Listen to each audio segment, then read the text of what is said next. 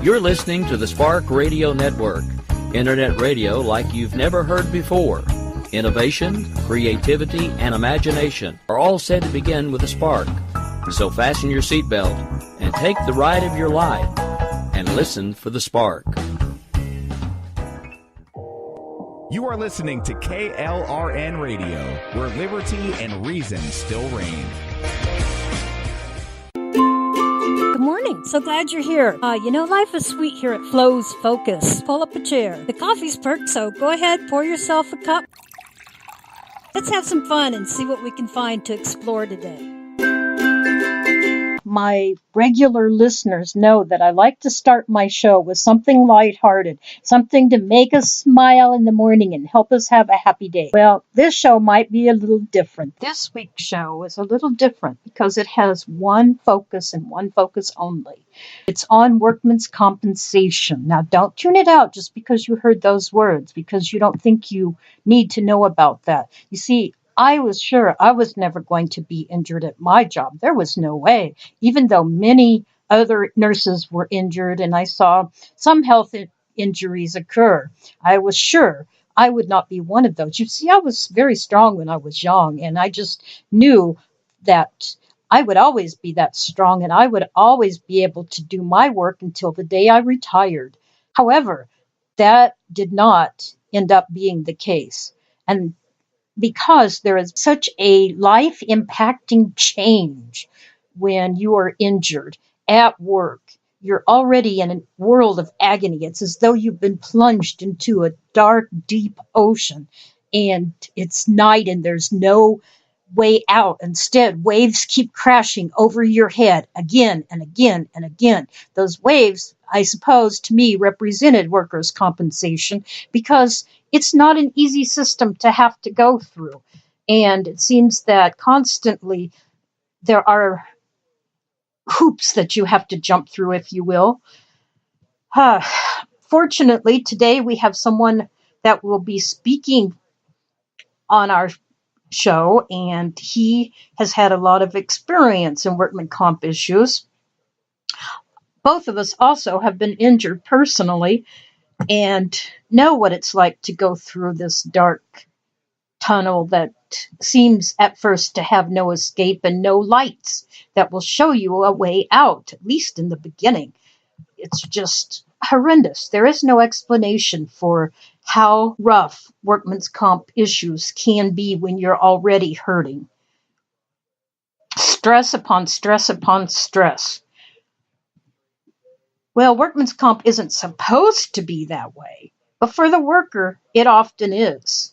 You see, it often pits the worker against the people or the place that they work for, and thus the people that they work with. Sadly, that's a place that most workers never chose to be at to begin with. The cases of individuals, the fraudulent cases, are very, very few. But yet every case is treated as though it was fraudulent. Well, you see, it boils down to money. And sadly, that's the last thing that most employees are thinking about at this point in time. They just need enough to survive on. They cannot survive on peanuts, literally. They have needs, They have one of those bad life habits called they need shelter and food. So what can you say? Well, it's not an easy thing to go through for sure. Though there are many facts that you can find regarding what workman's comp is, there's not very much out there regarding how that's going to affect you as a person. Now, if you go through a divorce, there's lots of information on how to survive divorces. There's seminars, there's all sorts of things. But when you go through a life-altering change because of injury, because you also need to go through workman comp because you were hurt at work, there's not a whole lot to help you through the maze. And because my injury was very life-changing for me, that's why I've chosen to focus on this today. You see, it's just shy of 12 years from when my injury occurred and workman's comp became a part of my life. From the minute that you write down the form, when you fill out that form, then life changes and you are no longer who you were in your previous career. You become a workman's comp individual. And those changes are truly life altering. First things I remember about filing for workman's comp was I just filed out the paperwork that we were required to do, first of all, even if there was a minor injury or a minor incident. And then it was it seemed a long time before anything happened other than I had to stay off work and I was put on light duty. Then the next thing that happened, I was called to the Human Resources office. And at that point in time, I was told that my case had been denied. Well, what was I to say or do? There was nothing I could say or do.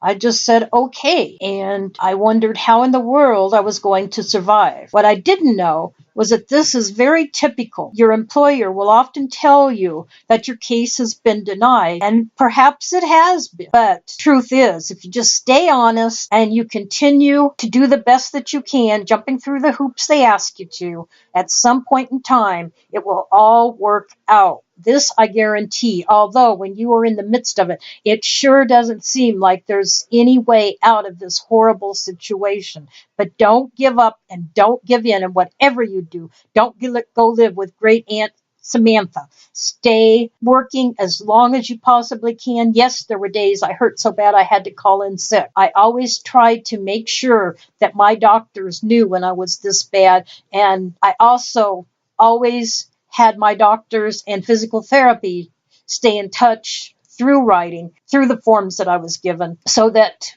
my work did know what was happening with my individual. One final aspect regarding workman's comp that I would make you aware of is that filing a fraud case is considered a felony.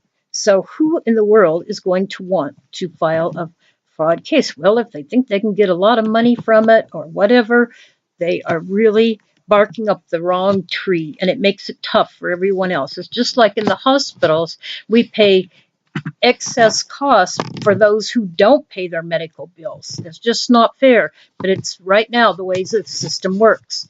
Workers' compensation insurance fraud occurs in simple and complex schemes, and they often require difficult and lengthy investigations.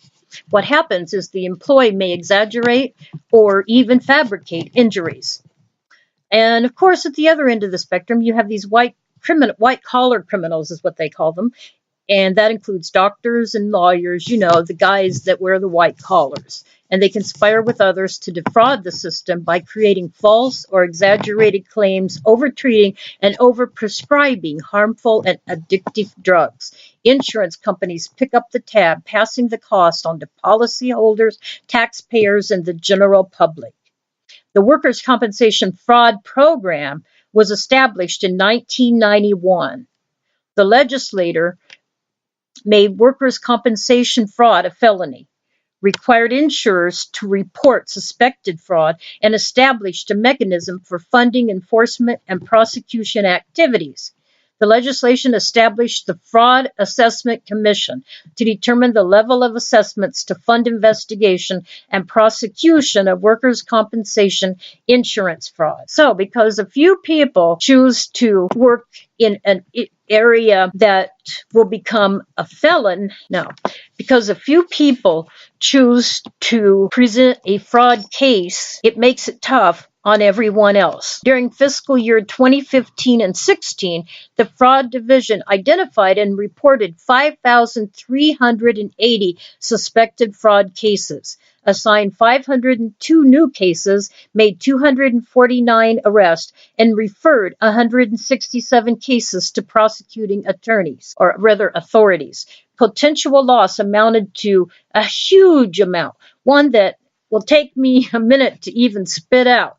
I mean, it is a huge amount. And that's just out of 5,380 cases. And those are suspected fraud cases. So, once they are discovered, they're going to spend a lot of time in jail. And it's really just not worth it.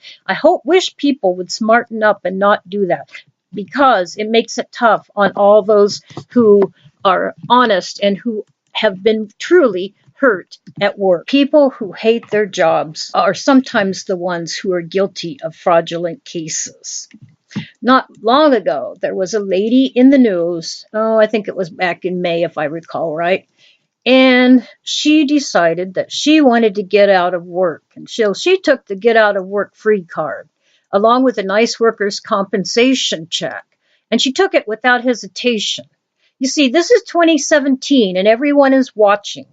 And they should watch. I absolutely state that if you're a regular worker, watch people that state that they are hurt. You'll know if they're hurt. And if they truly are hurt, help them. Make it easier on them, because there is that feeling that people really don't believe you that you're hurt. And it feels awful. Besides living with the pain, you have to now live with coworkers who aren't quite sure if you're hurt or not. But once you have determined that they are hurt, help them. But if you don't think that they are hurt and you have proof of that, then you need to report it. Just like with this lady. Well, White was employed. We don't know exactly where. That's okay. That's not what counts. Well, she was abruptly interrupted from her desk job by a falling sprinkler component. Do you remember that at all? Rather than simply reporting the incident to maintenance, she rapidly made her plan, and she wanted to get in on that Workman'S comp cash, even if she did it fraudulently. And after making sure nobody else was looking, she slapped herself in the face with the metal ring. Unfortunately for White, someone was watching, even though she couldn't see them, and it happened to be a security camera. Upon filing the claim, her employer had a hunch that something was amiss and reported it to the Division of Investigative and Forensic Services. You see, Forensic Services does a lot more than just work on issues where individuals have died and they are solving the case. So when agents checked the tape, it was pretty clear what had happened, and White was charged with workers' compensation insurance fraud.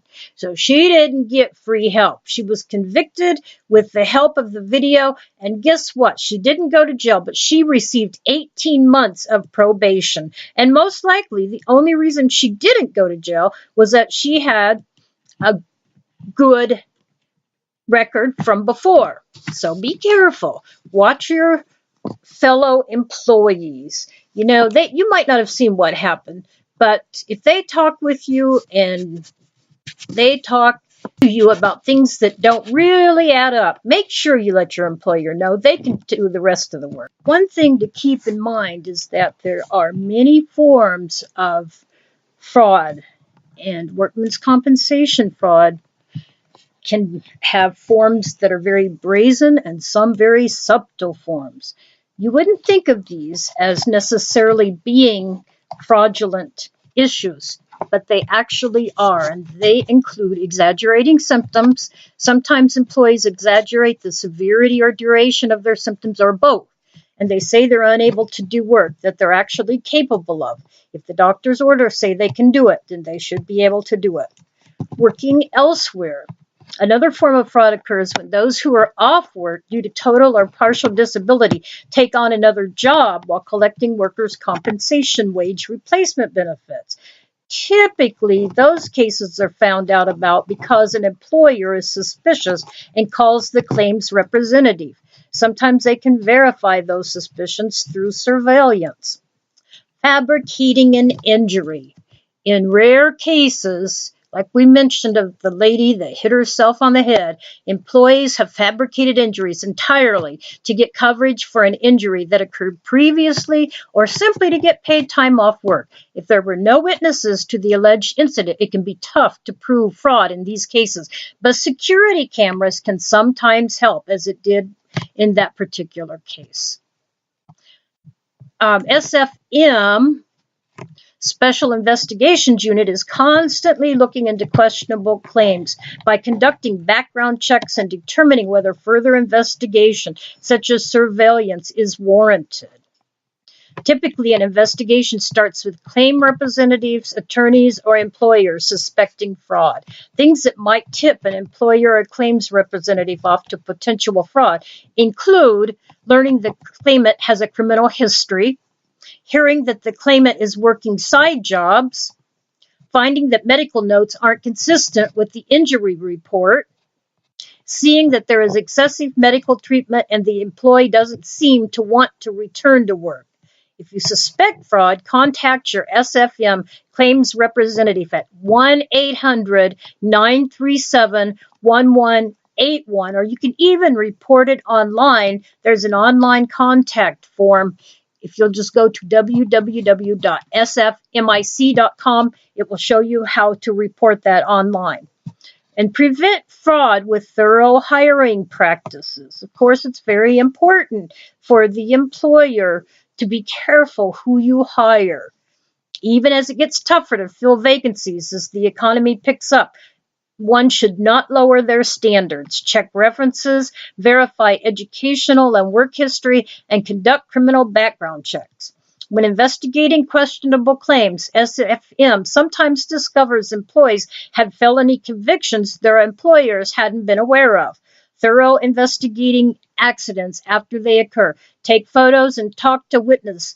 That helps sometimes. The primary reason for investigating accidents should be for safety reasons, to ensure similar accidents don't happen again. And it's important that your injured employee doesn't feel like a suspect, especially the innocent ones, because they're having a hard enough time anyway.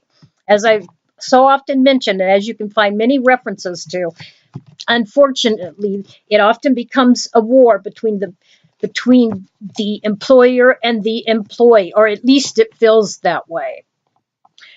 The investigations reveal signs of fraud on the rare occasions when it does happen.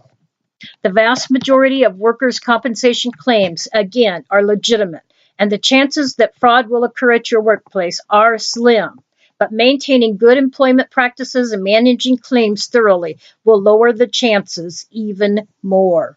And it's still as important as it ever was to make sure that you hire responsibly if you are an employer. And if you are an employee, please don't even think about doing a fraudulent claim. There's too many people out there who are hurting and who need help and who are actually truly needing their employer to help them, not work against them.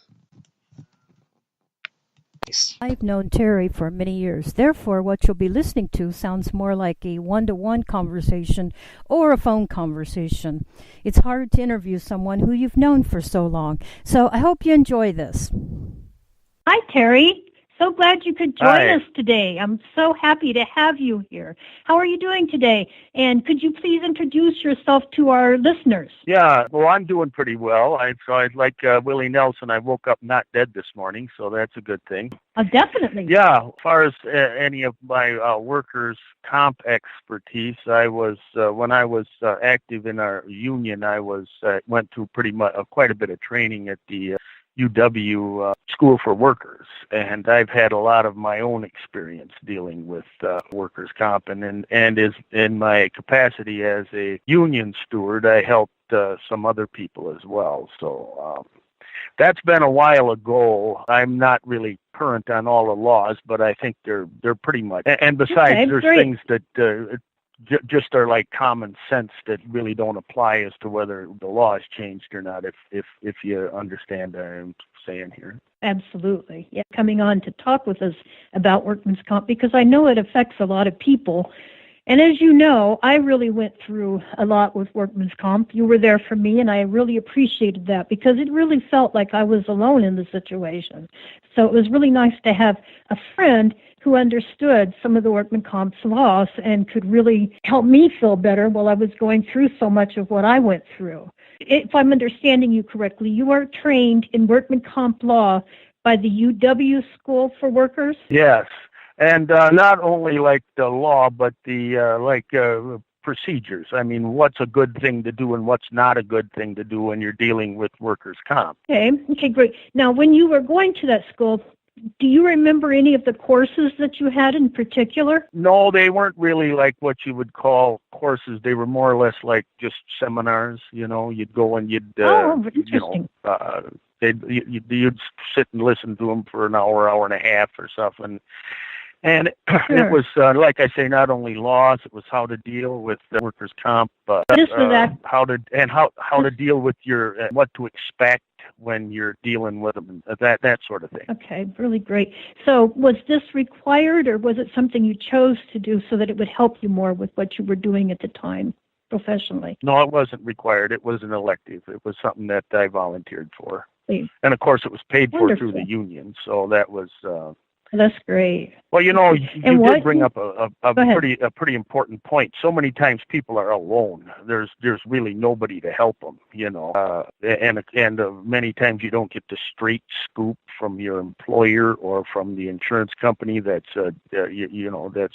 covering your claim. Yes, it feels like you're actually sometimes you're fighting them. I mean, you literally are. I know when I was going through it, one of the things that helped me was I was nursing up in the hospital, and another nurse got hurt.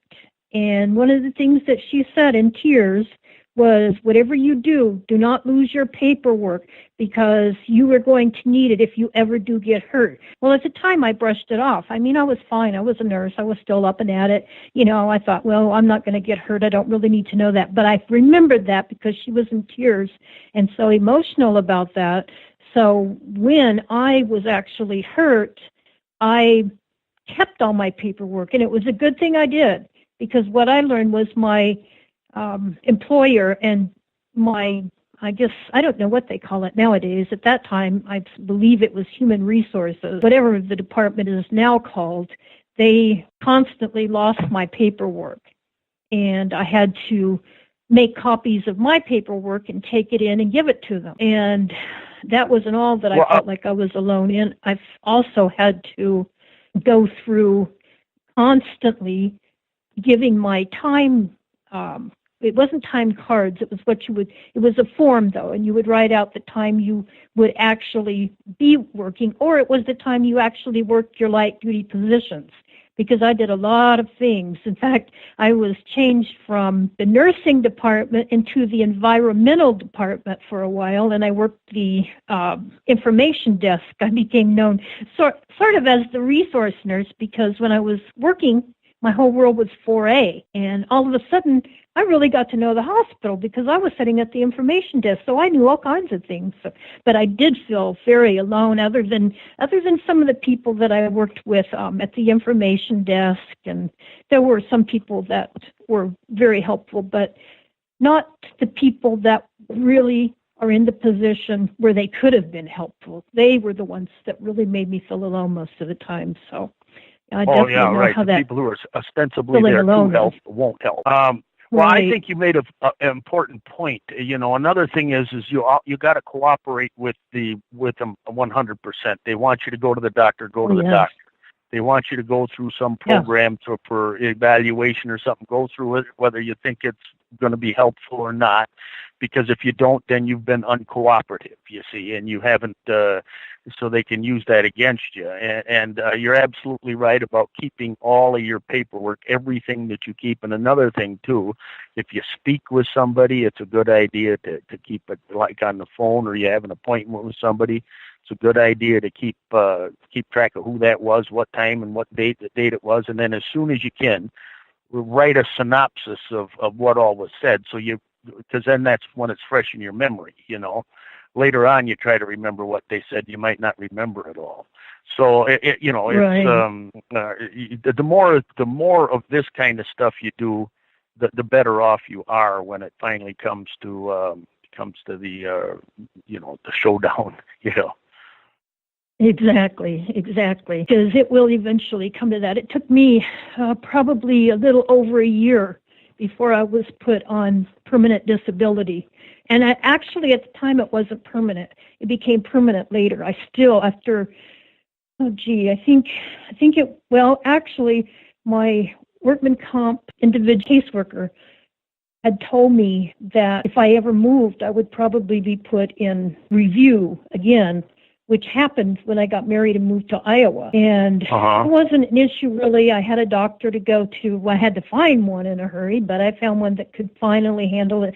And that was another issue that I had, was that I was working for a federal position. And at that time, it was a lot harder to find federal lawyers for some reason. Everyone was able to do state work, but very few knew federal law. So that was sure a situation a lot of for me times to go through. a lot of times, my understanding of that, I've never really dealt with the federal. It's only, state and, like private employers.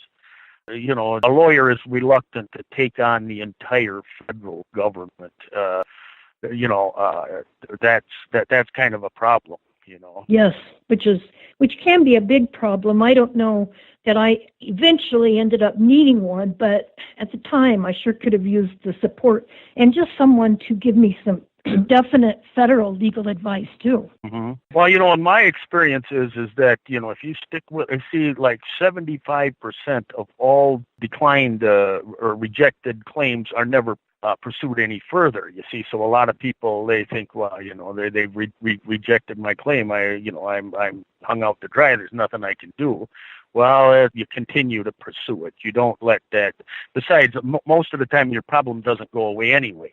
It gets worse, and then you have to go to you have to do it, And another thing too that a lot of times people don't understand is a re-injury of an old injury is a new injury, because they'll say, well, we've done everything we can for this injury, so you can't get any more. You can't make any more claim. But if you re-injure that, it's considered a new injury. That's interesting.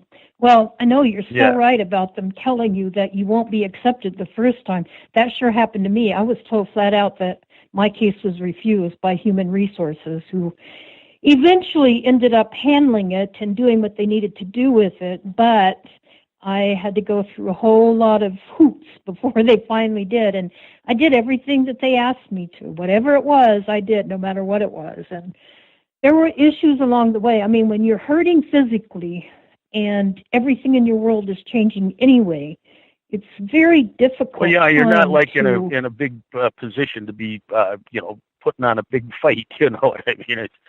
Right.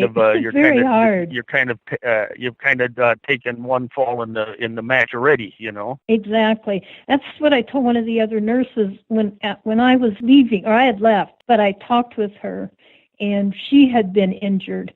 And I said, well, the one thing I can definitely tell you is you better prepare to be a bulldog and grab hold and do not let go, because that's the only way you're going to get through it. You just can't let go. Whatever you do, you've got to go through everything that they want you to do, like you said, and just don't stop. Whatever you do. I remember one of the things you told me, and I know this would be fine to repeat, so I'm not going to be concerned about it. And it was essentially along the line that what they would like is for you to give up the claim and go live with whoever you want to go live with. Just forget about the claim. But yeah. I couldn't do that because I really didn't have anyone that I felt like I really wanted to live the rest of my life with. And that was kind of the position I knew I was going to end up being in. So I had to hold on. At the end, I was driving an hour each way just so that I'd have, some place I could stay and still be able to continue working until they were ready to release me through Workman's Comp. And fortunately, I had very excellent medical care, which made the big difference for me. They give you the choice of either going through federally, they give you a choice of going through their federal doctors or to go through your own doctors. And I happened to have an appointment the next day with my doctor, so I just, fortunately, I feel, chose my doctor. And I think that made it a lot better because I was comfortable with my doctor. I could explain things to my doctor. I just felt very good about that, and my doctor really worked on my behalf. At first I had to go through some hoops to get good medical care, but eventually it got to the point where my doctors were just great. So I was very fortunate with that. The doctor tends to be on your side. I mean, that's been my experiences because, you usually don't run into, or I never have, and I've never heard of anybody running into trouble with their doctor. they run into the trouble is with the independent medical examiner, which there's no such thing as an independent medical examiner. He's hired by the insurance company. So, unless it's, if there's any way for him to claim that it wasn't done at work, then they will say that, and exactly. The problem where you run into is with the non-scheduled injuries. You have one, like if you get your finger cut off, well, then you get this much money and that's it. Now, they can't hardly, if you got a finger when you went to work and you don't when you come home, well, they can hardly claim you didn't do it at work. But something like a back injury or carpal tunnel or, tennis elbow or some of those kind of things, they'll claim that they weren't done at work, you see. So then those are the ones that you need a medical evaluation, and then those are the ones that are more difficult. Yes, and I do understand their point to a degree too, in the fact that there could be people that are just wanting to have an income for the rest of their life, and they're really not hurt all that bad. And that's one reason I would definitely recommend having very strong medical records behind you so that it's just definite what happened and there just really can't be any arguments about it. I'm talking about have a doctor, someone that you see that's trained in helping people with chronic pain. Pain management psychiatrist. The reason you see a pain psychologist, psychiatrist, or someone along that line isn't because they think it's all in your head. Rather, it's because they can help you with pain management. They can help you manage your thoughts, because believe me, you're going to have thoughts that tell you that this is never going to get better, it's only going to be worse, and blah, blah, blah, blah, so on and so forth. And these pain psychologists come in really, really helpful. I even took a class through my pain psychologist and found that it was extremely helpful in how I thought about pain. It gives you support and problem solving skills that can decrease your pain. It teaches you what activity is helpful and what isn't. At one point, my pain got so bad, and I wasn't able to take pain medication like so many people can for a long, long time. And so when my pain got at its very worst, I remember having a vision of a rock, and this rock had dripping water on it. See, I've always had very strong will. That rock was my will, and that water dripping was the constant, non-relenting pain eroding my will. So when I saw that vision, I called my pain psychologist and told her what was going on, and she said, now is when you need to get all your ducks in a row and get your helpers ready to go. So she said, I'm calling your doctor myself, and she did. And so then I got more help, and I finally was able to rest better, sleep better, which helped me feel better. My pain management psychiatrist was able to help me with the depression that I was going through due to the changes that were occurring in my life and my psyche. I mean, when you get hurt, it's like a huge chunk of your life, your ego, is gone, because your career, in my case anyway, as a nurse, that was a huge part of who I was. I got up and went to work every day no matter what happened, because I was a nurse. And nurses are trained that you go into work no matter what, unless you are on your deathbed. So I constantly was going to work, and I never took off sick. In fact, my doctor was the one who told me, you cannot in good faith go in to work today. And so it was because of my doctor's order that I wasn't able to continue my work. And I do know that sometimes you can have doctors who don't think, or for whatever reason, they don't seem to understand chronic pain like they should. And really, it's not. Oh, sure, yeah. You need to have a specialist, somebody who specializes in that area, and usually they'll refer you to one eventually. That makes the whole. Well, another thing too is my daughter called me. Somebody she worked with. It was at the medical lab, and they had a centrifuge, I think, and it was heavy, and they needed to unload it. Right. So here the guy hurts his back unloading this centrifuge. And then he goes to the doctor and stuff, and then they denied his claim. You see, so I just told him, I sent him the forms. I says file for a hearing, and so as soon as they got that notice for a hearing, they settled with him. paid his doctor bills and whatever he wanted. It was just, I mean, he wasn't permanently disabled or anything. He just needed to be covered for his time off work and his medical bill and whatever. And so then he called me and he said, this is what they've offered me. Should I take it? I said, well, is that what you want? I mean, and he said, yeah. And so that was the end of it, you see. Another thing too is when I was going to trying to get placement when I got disabled, I went to the Department of Vocational Rehabilitation, and they assigned me a specialist for finding work for disabled people. And he told me that he's in his whole 25 years or however long he'd been doing it at that time, that he's never actually known for it to go to a hearing. I mean, I'm sure it does, but I mean, in his experience, he's never known it. They'll get right to the door to go in, and then they'll settle. So the thing of it is well, like we've said already, is to just stick with it and don't worry too much about a hearing, because you probably won't have to go to one. Did you have to go to a hearing? I've never known of anyone either that actually had to go to a hearing. In fact, a worker came up to me and said, have you considered going through temporary disability? And I said, well, I think that's a good idea. You know, I didn't have anything like what is that duck program called? I can't remember. AFLAC. Well, many times, if your employer will have short-term and long-term disability, and so you go on that short-term disability through work, you know.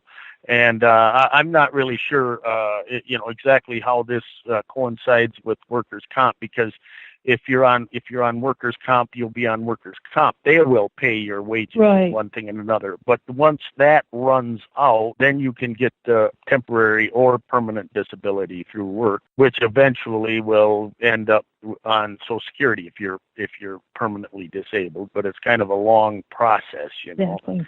Yeah, and I think on the my Social personal Security, opinion of this is they try to discourage people. So if you have any other options, you know, like if you can go live with your mother, you know, or if you're married and you got a husband and you can take off work and just stay home and not pursue it any further, and then you will do that, you see, and then it won't be money out of their pocket. So that's the people that they're concerned about is themselves, you see. Yeah, and the bottom line always seems to be money. You know, that's my experience anyway with it. So their insurance companies, you know, they are, well, all insurance companies, not just workers' comp, you know, they don't want to pay claims if they can get out of it, you know. Right. Well, I know with federal, once you take the disability retirement, you know, it tends to be more of on a permanent basis. And the first year, I think it is, they give you 60% of what your paycheck would have been. And then I believe it's the second year, the 40% starts. And, of course, by the time you're 62, well, they're going to transfer you to, although you have, you know, it's not necessarily disability. You have to, again, either be qualified for Social Security disability, and I have to go through that myself yet, but I'm going to be going through it very soon. And one of the things that they asked me when I first talked to them was, have you been working for the last 5 years? Well, no, I've been on disability, you know. How could I be working? But I was on federal disability, so that's going to be kind of interesting. I have an appointment October 2nd, so they can determine all that and which one they're going to put me on. So, you know, I'll have the age. Well, I've been through that, too, as far as that's another issue. I mean, filing for Social Security. If you're filing for Social Security because you're disabled, they're going to want to turn you down.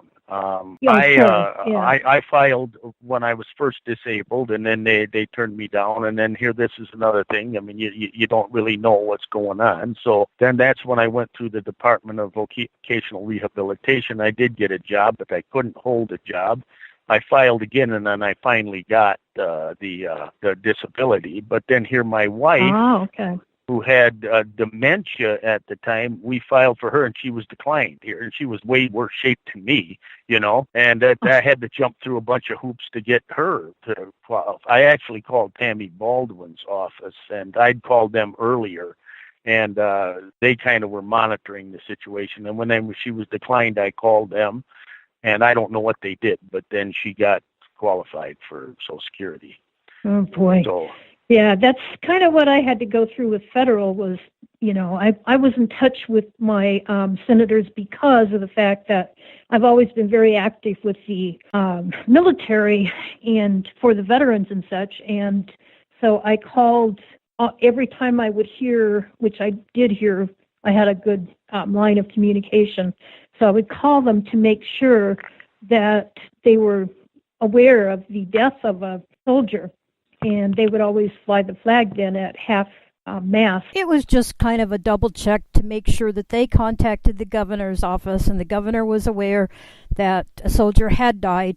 Once in a while they didn't have the orders and to fly the flag half-mast yet, so they'd make sure and get those, and the flag would always fly at half-mast then. I got to know them pretty good, and I, like you, talked with them, and they told me, if you have any trouble, you let us know. So I did tell the hospital I was working with that I was in touch with them, and I needed my pay, and if they weren't able to pay me what I was supposed to have from the beginning, I couldn't live on peanuts. I would let them, the federal, like they say, you have that weird lifestyle. It demands food and shelter, right? Exactly. You have to eat, you need to have a roof over your head. So yeah. It was really crazy. Well, sometimes too, the workers' comp office, the government office, don't talk to your employer, don't talk to your the insurance company, but the government office itself sometimes will be helpful, tell you what you can do and what you can't do. And, right. I wouldn't look to them for a lot of assistance, but at least you might get some. The thing of this is like they say, and too, don't leave a stone unturned. Look in every direction you can and try to get assistance. And they had some of these groups where they had there was a room full of sometimes too people are mealy-mouthed. They won't give you an answer because they're afraid or they might be under some kind of a gag order. There's certain things that they can tell you by law and certain things they can't.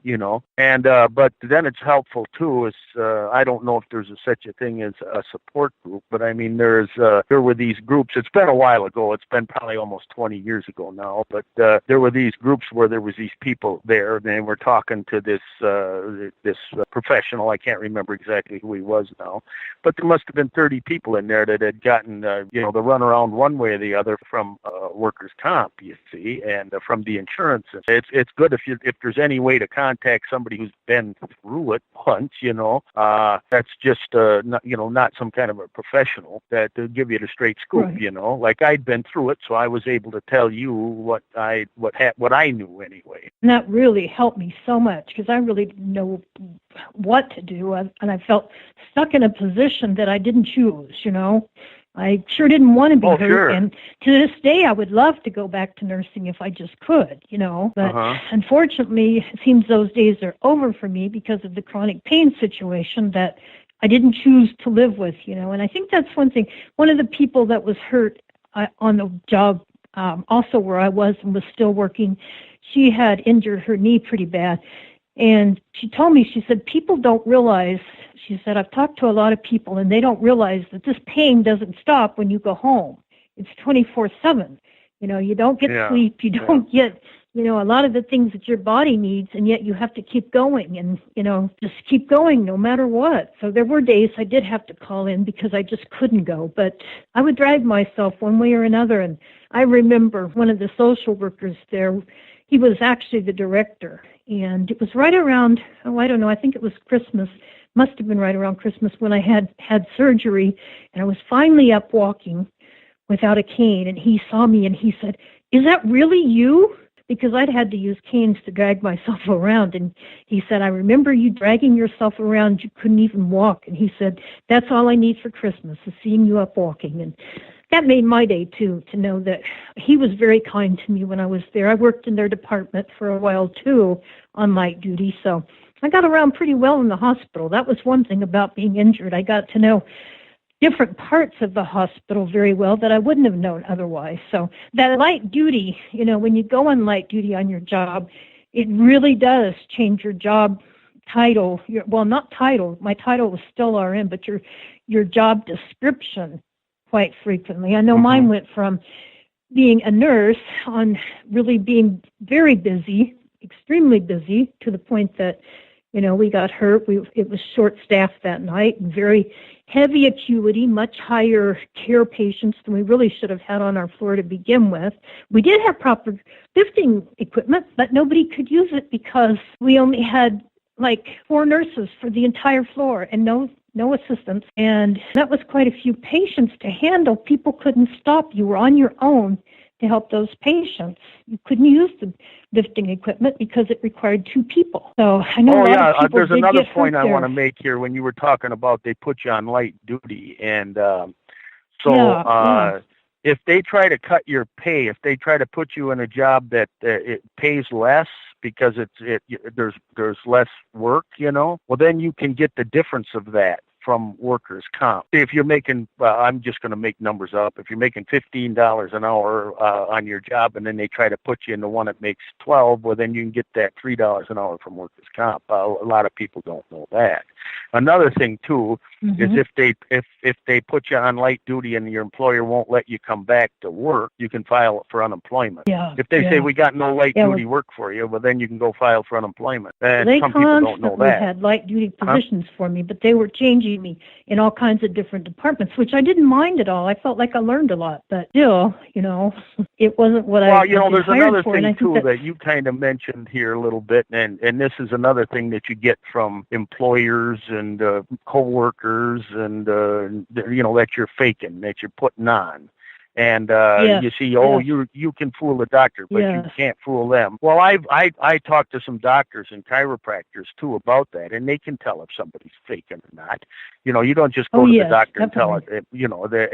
They got no way to tell if you're faking, and then you can go. So I'm not saying that it's never done, but or it's never tried, but I don't think it's ever succeeded for very long. A doctor says, well, if a guy comes in and says he's hurt, it's hard to not give him a couple of days off of work.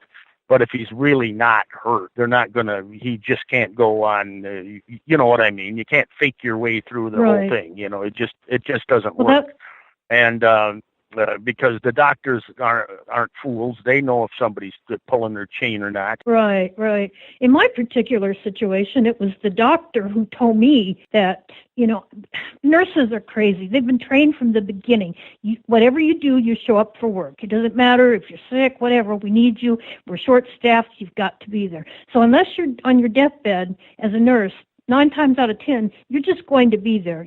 Some jobs you can kind of slack off and call off sick if you just have whatever situation come up. In nursing, it's a lot harder to do that. And so you're trained not to ever miss a day, And so here you are in the middle of... We are going to take a break for station identification, but we will return as soon as we pay some bills, and just can't wait to talk more about this very interesting subject with Terry. So hang on there. We'll be back in just a bit. Yeah, we gotta save our country or we'll eat ourselves alive.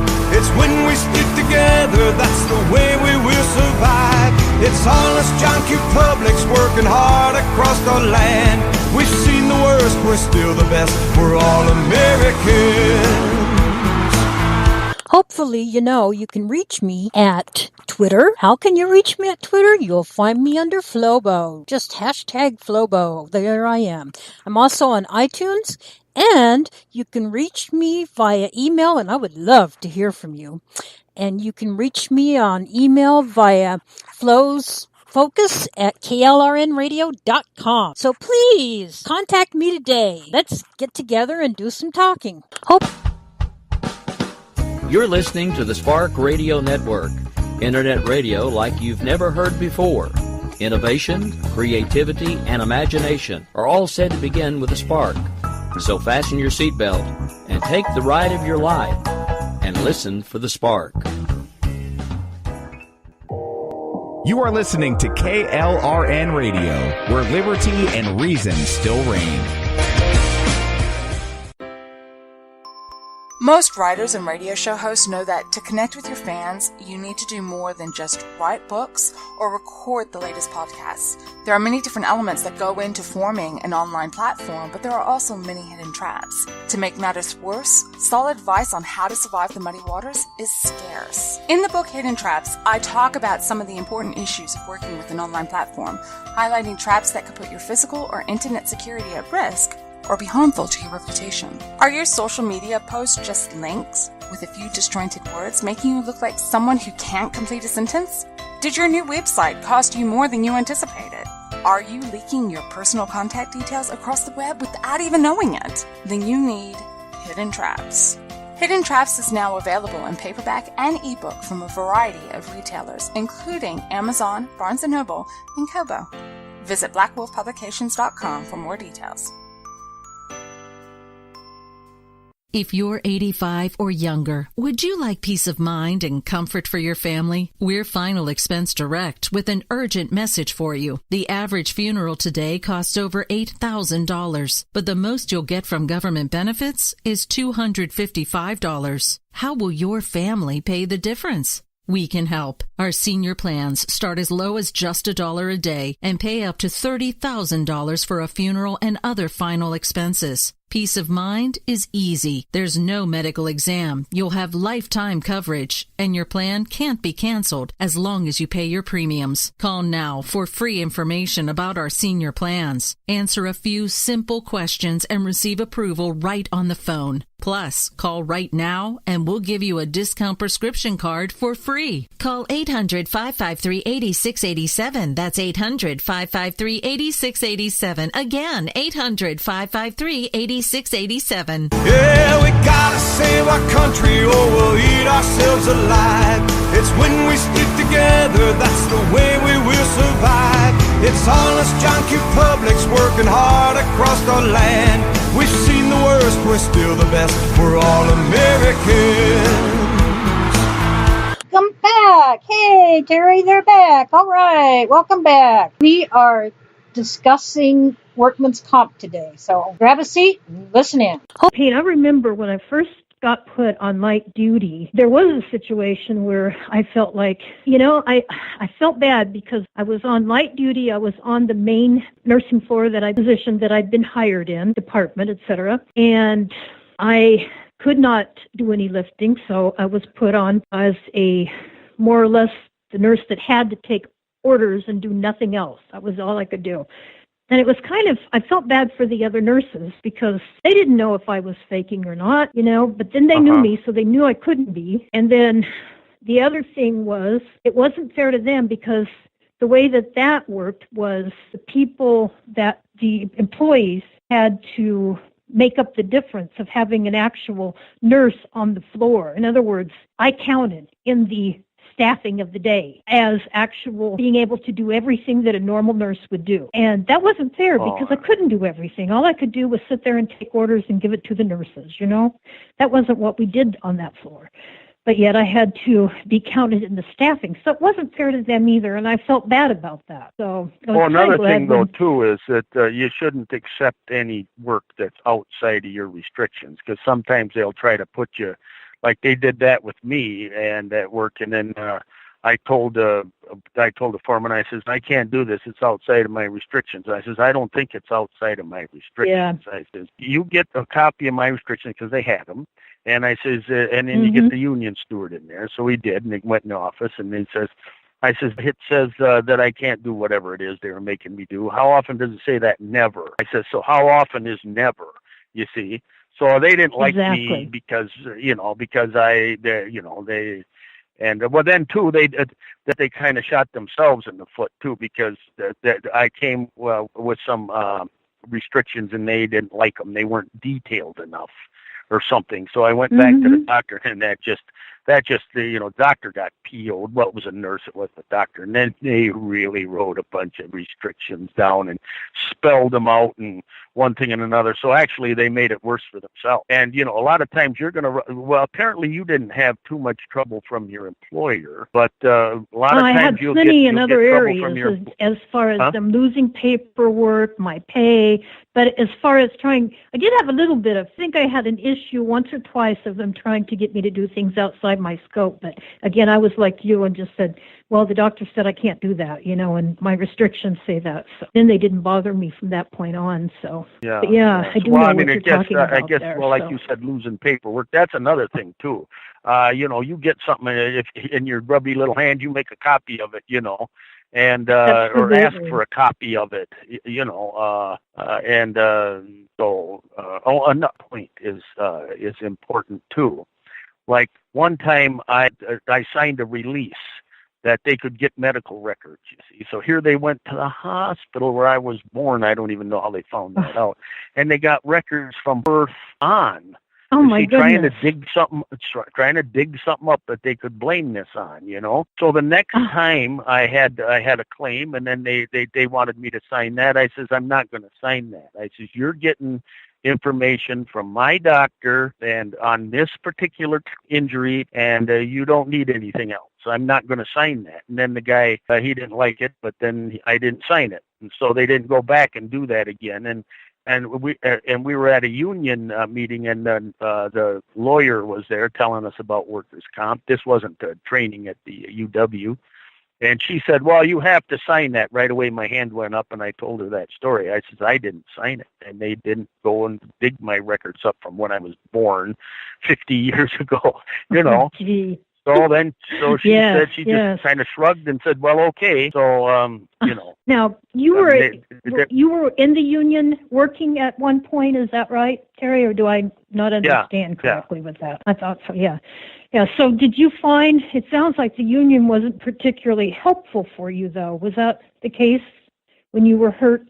Well, yes and no. I mean, if you go and talk to your steward and the business agent and these kind of people, they tend to not be kind of very helpful. Although the business agent is probably more helpful than like your steward or something. They actually sent me to this school for workers, and they did have some seminars at our conventions and at our training sessions about it too. So they were probably the people who helped you the most, So if you're in a union, then you need to take as much advantage of that as you can, and then don't be put off by them either, because some of them they don't want to. Their job's easy if they don't have to do it. You see, so you might have to get on them too about it, or talk to somebody else higher up. Don't give up until you get an answer from them. So if you have a union, should you yourself then go see them? I beg your pardon? Or should they be contacted? Okay, when you get hurt on the job and you have a union there, that was something I was very unclear on, because we just got our union in, barely got it in at the time that I was injured. And I don't even think they had the workers all totally in place yet. So they gave me a little hope. That was about it at that point in time. But for a person that is a member of the union, they should go to the union, correct? And then talk with the union steward, and then take it from there. Okay, I just want to clarify that, because they themselves should be the ones to make an appointment with them, make sure they do that. Right. And the first thing you do is you report the injury as soon as it happens. And like you might not know that you've been injured. I mean, you might pull a muscle, and then you not think nothing of it, and then the next morning you can't get out of bed. You see, So it's a good idea, even if you don't think it's that bad, to report it. And if it doesn't amount to anything, then it doesn't amount to anything.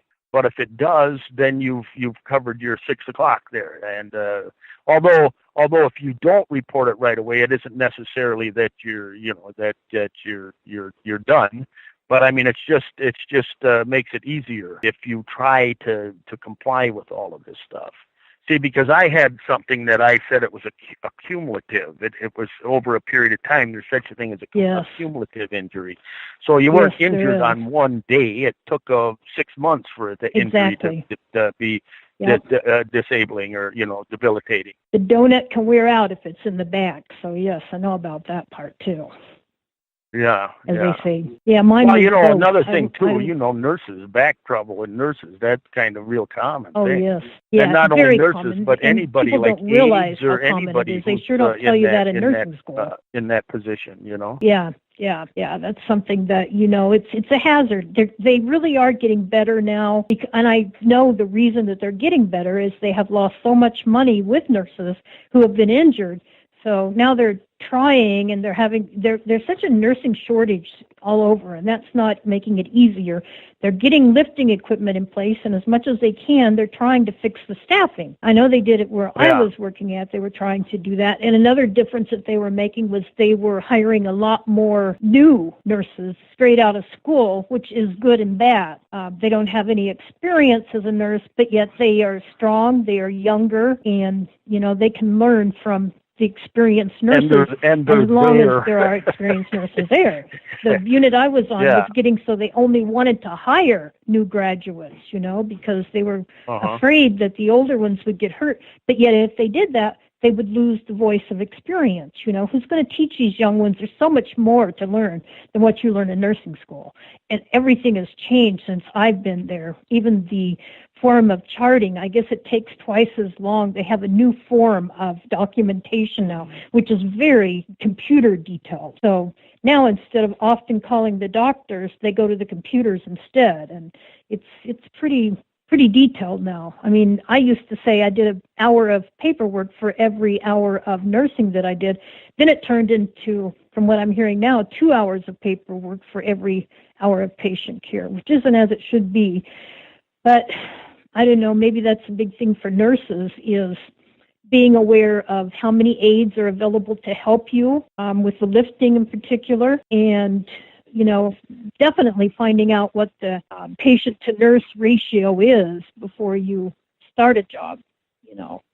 Another thing though too is I think that across the board, employers generally are trying to become more ergonomically, whatever the word would be, make sure that the people aren't injuring themselves, by, you were saying, lifting equipment or whatever, like here in Madison, they got these garbage cans, and I'm sure this is pretty much universal too. And then the one guy instead of two guys on the truck, it just has this arm come out and it lifts it up. And then, before the two guys had to jump out of the truck and dump the garbage, and then they had to jump back in the truck. And that's a lot of in and out, up and down. It's a lot of movement, and it's very prone to injury. Now this guy's sitting in the truck with the operating this hydraulic arm, well, then there's almost no chance of injury. So it only makes sense for everybody. Definitely. I mean, it's a benefit for the company. It's a benefit for the worker. That's for everybody. Yes, that is huge. And they're trying to go more and more to computerized systems, which in the shape of nurses that have to do a lot of lifting. I did total patient care when I got injured, and I loved total patient care. But doing all the lifting was just not very possible when we had such short staffs. Of course, we didn't always have short staffs, but if you happen to work on the weekends or the holidays, you could definitely plan on short staffs. And of course, patients didn't like to be in the hospital on the holidays, but on the weekends that couldn't be prevented. And there's not a nurse alive that doesn't work some weekends. I mean, unless she's doing something outside of the hospital setting, most likely. So I really shouldn't say that. Or on a holiday or something some, like that. I mean, if somebody has to be there, Exactly. And I wouldn't trade what I did for anything. I'd go back in a heartbeat if I had the opportunity to do so. But as it is, I'm in Madison now because that's where I've always had my care, between Madison and Milwaukee. And so, I go to Milwaukee. They do the procedures that I need, and Workman's Comp still takes care of that for me, thank goodness. So once you get on the system... Do you keep track of your mileage? I haven't, and I've thought about that. I'm not even sure. Is that something that I could do? Should I be doing that? Yes, they reimburse you for your mileage to and from treatment care. Sometimes it don't pay. Like in town, you drive 2 miles to that doesn't count. It doesn't really pay. Right. But I mean, if you're traveling long distances, like from Madison to Milwaukee, for example, that's whatever that is. That's how far is that? 70 miles or something. So you know that you would one way, so that would be like 140 miles, and I don't know how much they give you per mile, but whatever it is. I don't know. I'm going to make up a number, 20 cents per mile, whether you've got reimbursed or 30 cents, whatever it would be. It's something like that, I think. And so you'd get whatever that is. I'm challenged when it comes to doing arithmetic in my head, but that'd be like I know that feeling. Rob could tell you in a heartbeat, but I'm not. It'd be like $40, and so that's money that you don't have to take out of your own pocket, you know, and they're not going to tell you about that. They're not going to volunteer that information to you. If you don't put in a claim, they're not going to tell you that you should. And besides, if you put it in and you don't get paid, well, you're not going to get paid if you don't put it in. So I mean, it's worth the effort. It doesn't hurt, does it? I should do that. But what particular form do you use to do that? Do you know? I mean, do you call Workman's Comp for the no, form? I don't know anymore. But you just you know, well, you got the verification that you were at the hospital or the therapy center, wherever it is you went. And you on that date, and you know you come from your house. I'm not sure how you file for that, but you know, I have to beg your pardon because it's been 20 years since I've dealt with somebody. Oh, sure, absolutely. But absolutely.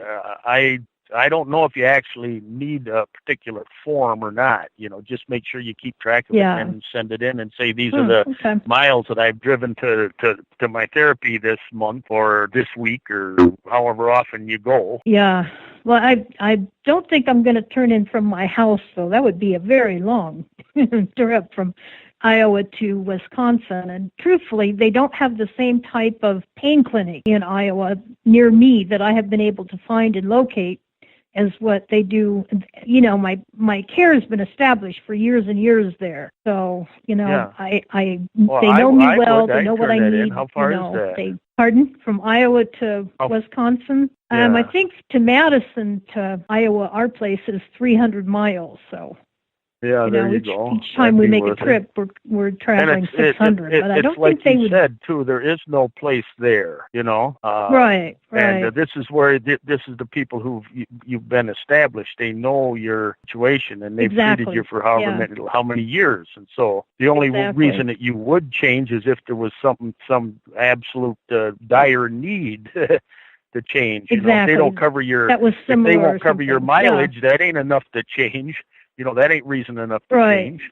You follow what I mean? And nowadays, with the crackdown on pain medications, you know, in general for any type of narcotic, you know, that would also require me to go to a pain clinic.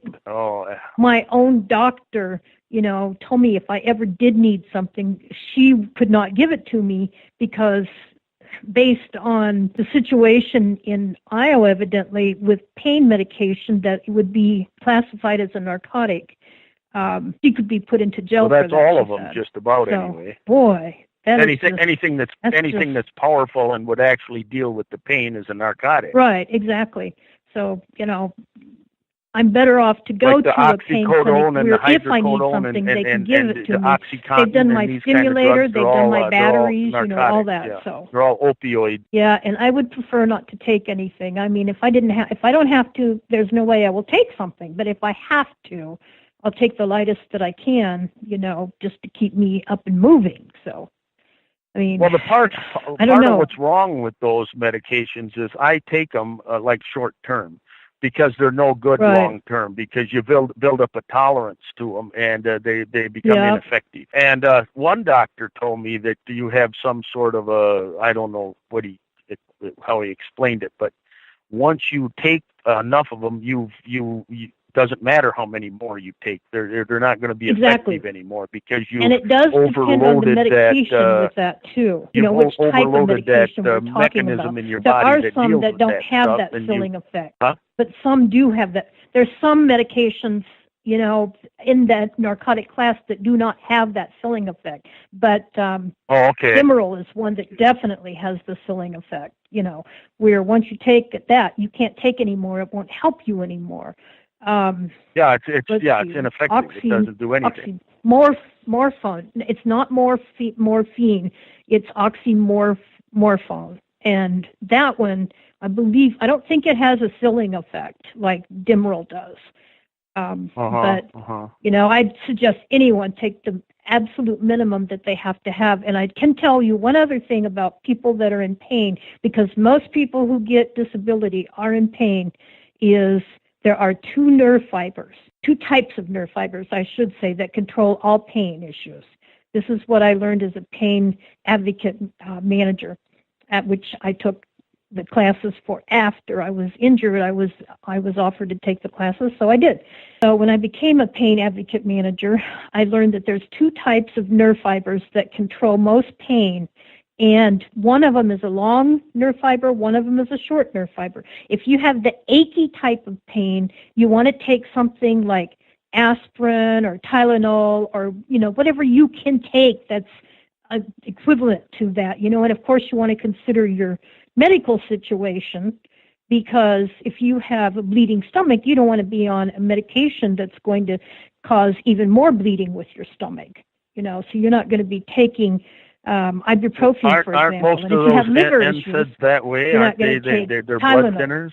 Pardon? So the short fibers are the ones that cause the achiness, issues like that. Now, the long nerve fibers are generally when the chronic pain's getting involved, and that's the real sharp, stabbing, burning, real nerve-related type pain, And that is the type you need to take something more stronger for. Either you take a narcotic, or either you take, there's been a lot of advocacy, and I know people have very mixed feelings on this, but there's been a lot of advocacy for marijuana use for pain issues.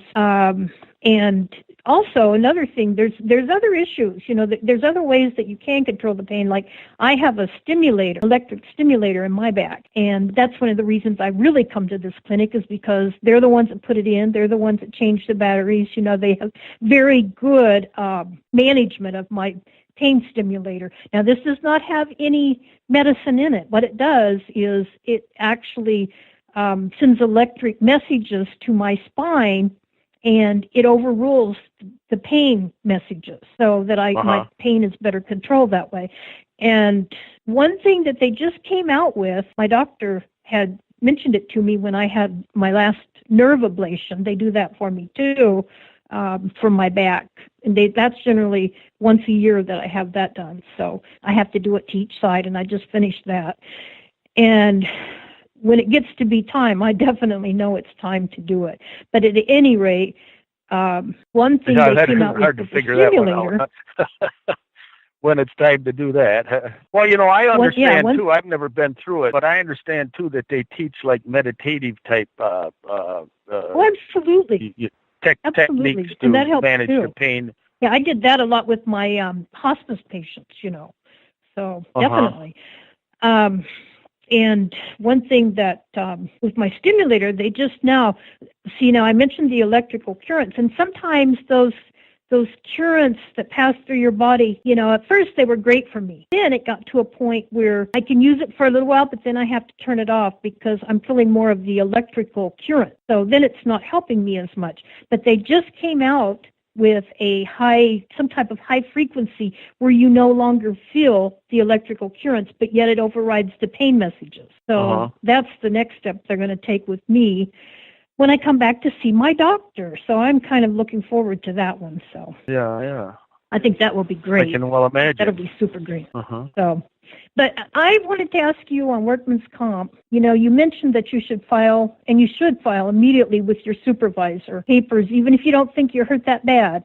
Make sure you file. It might be for a nurse, make sure even if it's a needle stick, you have to file. I mean, there's no choice on that. But it could be something else, like you said, like even just what feels like a sprained muscle. You better beware, Make sure you file. Make sure you, file the papers that you were injured. It doesn't mean you're going to be taking disability, but then at least you will have that option if it becomes serious. Don't file.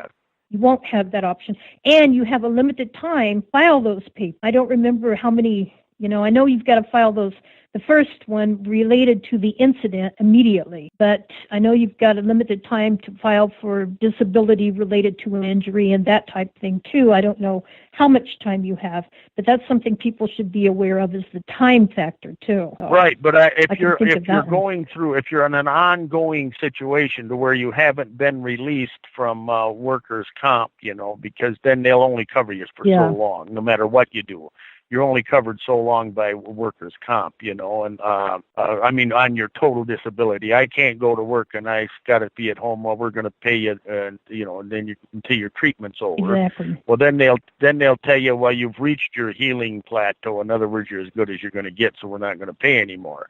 But you still might be in trouble, Yeah. But that's what, and, like we were saying about independent medical examiner, their diagnosis and analysis and reports aren't really very useful from a medical point of view. They're just so the insurance company can weasel out of the claim. Exactly. Well, fortunately, one thing that and this is something that people should be aware of too, is if you can, through your job, I know it's a lot harder these days, but make sure that you have some type of good insurance. And as a federal worker, that was one thing that I did have available, was many types of insurance to choose from. I happened to choose Blue Cross Blue Shield.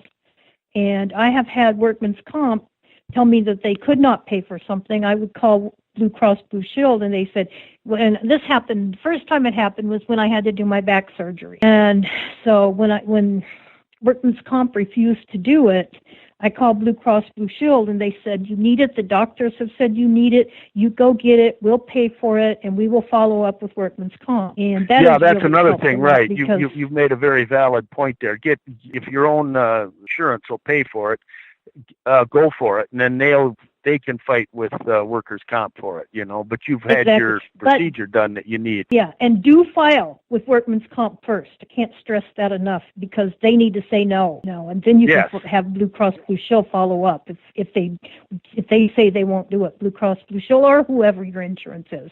If you have a good insurance company, they will follow through with it. So that's but you did make a pretty good point there, because now with so many people, with temporary employees and part-time employees and all the rest of that stuff, they don't have any benefits. It's by law they have to have workers' comp. They have to have that by law, but a lot of times you got nothing else.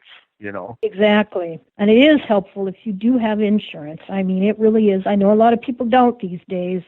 And they had to have Workman's Comp or be fined for it when Obama was in. But, with President Trump, I'm actually glad that he stopped that necessity for insurance. I mean, to have to pay for something that you don't have because you can't afford it to start with, that doesn't make sense to me, Something's got to be done for people so that they can have it. I mean, and, President Trump seems like he's really been pushing the buttons to try to repeal Obamacare, but it doesn't seem to be happening. So I guess we just have to wait and see. Well, I know that's one thing that Trump said that I did agree with. He says the Republicans have been saying for so long that they need to repeal and replace Obamacare. Well, now's your chance. Do it, Exactly. So, and why these Republicans are blocking him so bad on that. I say, personally, my own viewpoint is vote him out of office. You do have an option of what you can do, about that. So vote him out of option, put somebody in there that will do what they're supposed to do as a Republican. So, that's that's kind of the problem here, though, too, like with all this union busting. You see, this is what it's all about. They talk about right to work, and that's right to work is also the right to hire. I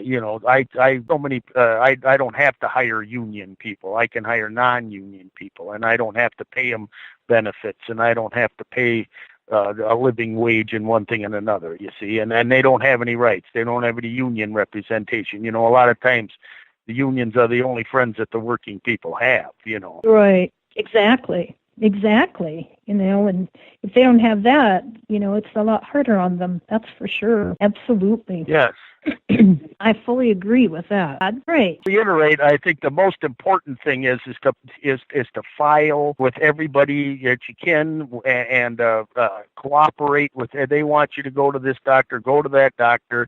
They want you to go through this, because I've heard people that they wouldn't go. They said, well, it wasn't helping, so I didn't go. Well, then right away, workers' comp says, well, we offered him this treatment, he didn't take it, so he's, that's his fault, Exactly. So, exactly. and like we said, to keep track of, and well, you can kind of tell too. If it looks like you're going to be getting a hard time, then you really got to make sure that you keep copies of all the paperwork. You keep track of who you talked to and what was talked about, et cetera, et cetera.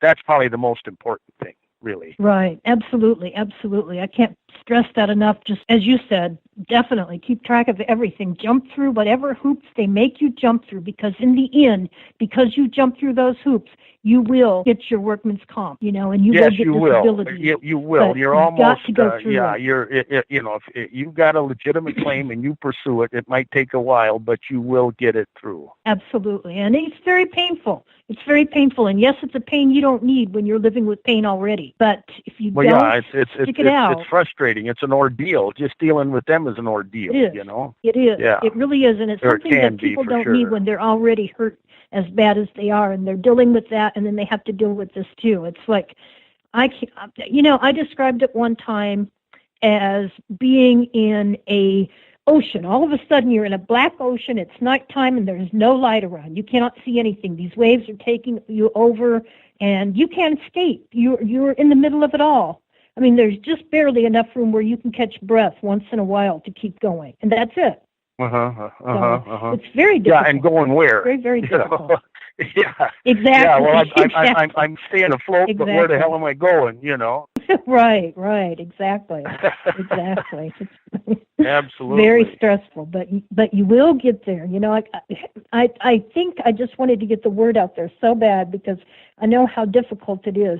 And people, when they're hurt, they really feel like there's no options for them, but there are. And, just follow through with what they want you to do. That's what you're going to need to do. And they will tell you very clearly, in no uncertain terms, what they want you to do. Some of it will seem like silliness to you. Do it. And definitely keep all your paperwork. Don't lose anything. Like Terry said, keep all your phone call information. Write a synopsis down of what happened, when it happened, etc. And if there's ever any way that, I know that I can help you, certainly, you guys know how to contact me, so please do so. And I can contact Terry, and I'll see what we can get for information for you, because I don't want anyone feeling like they have to go through that alone. If there's anybody that can absolutely. help them. If there's anybody I can help, I'll be certainly willing to do so. I sure appreciate that, Terry, and I'd love to have you back again as a guest sometime. Well, yeah, sure. Well, thank you very much for having me on here. I appreciate the time to bout off here a little bit. Well, I appreciate your input. I think it's been very, very helpful for many people today. So thank you so much, Terry. I appreciate you. And I will be talking with you soon, too, as a friend. So take care and have a great day. Okay, well, you too, and thank you again. Yep, bye now. Okay, bye. We are stopping to pay bills a little bit late here. But don't worry, my good friendies. We'll catch up in no time at all. Yeah, we gotta save our country or we'll eat ourselves alive. It's when we stick together, that's the way we will survive. It's honest junkie publics working hard across our land. We've seen the worst, we're still the best, we're all Americans. You're listening to the Spark Radio Network, internet radio like you've never heard before. Innovation, creativity, and imagination are all said to begin with a spark. So fasten your seatbelt and take the ride of your life and listen for the spark. You are listening to KLRN Radio, where liberty and reason still reign. Most writers and radio show hosts know that to connect with your fans, you need to do more than just write books or record the latest podcasts. There are many different elements that go into forming an online platform, but there are also many hidden traps. To make matters worse, solid advice on how to survive the muddy waters is scarce. In the book Hidden Traps, I talk about some of the important issues of working with an online platform, highlighting traps that could put your physical or internet security at risk or be harmful to your reputation. Are your social media posts just links with a few disjointed words, making you look like someone who can't complete a sentence? Did your new website cost you more than you anticipated? Are you leaking your personal contact details across the web without even knowing it? Then you need Hidden Traps. Hidden Traps is now available in paperback and ebook from a variety of retailers, including Amazon, Barnes & Noble, and Kobo. Visit blackwolfpublications.com for more details.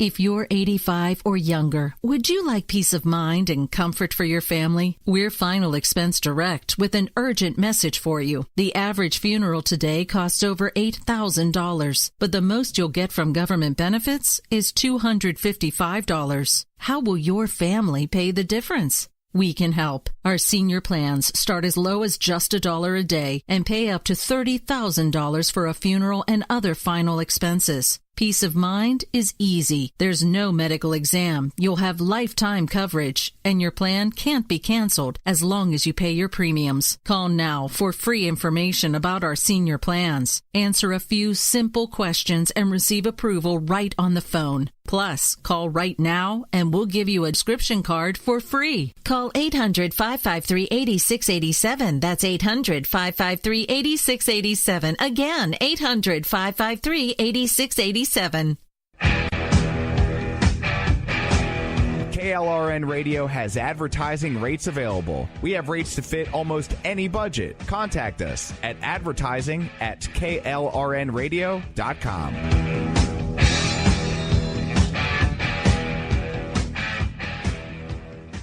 Make sure if you do have any workman comp questions for either Terry or me, do contact me.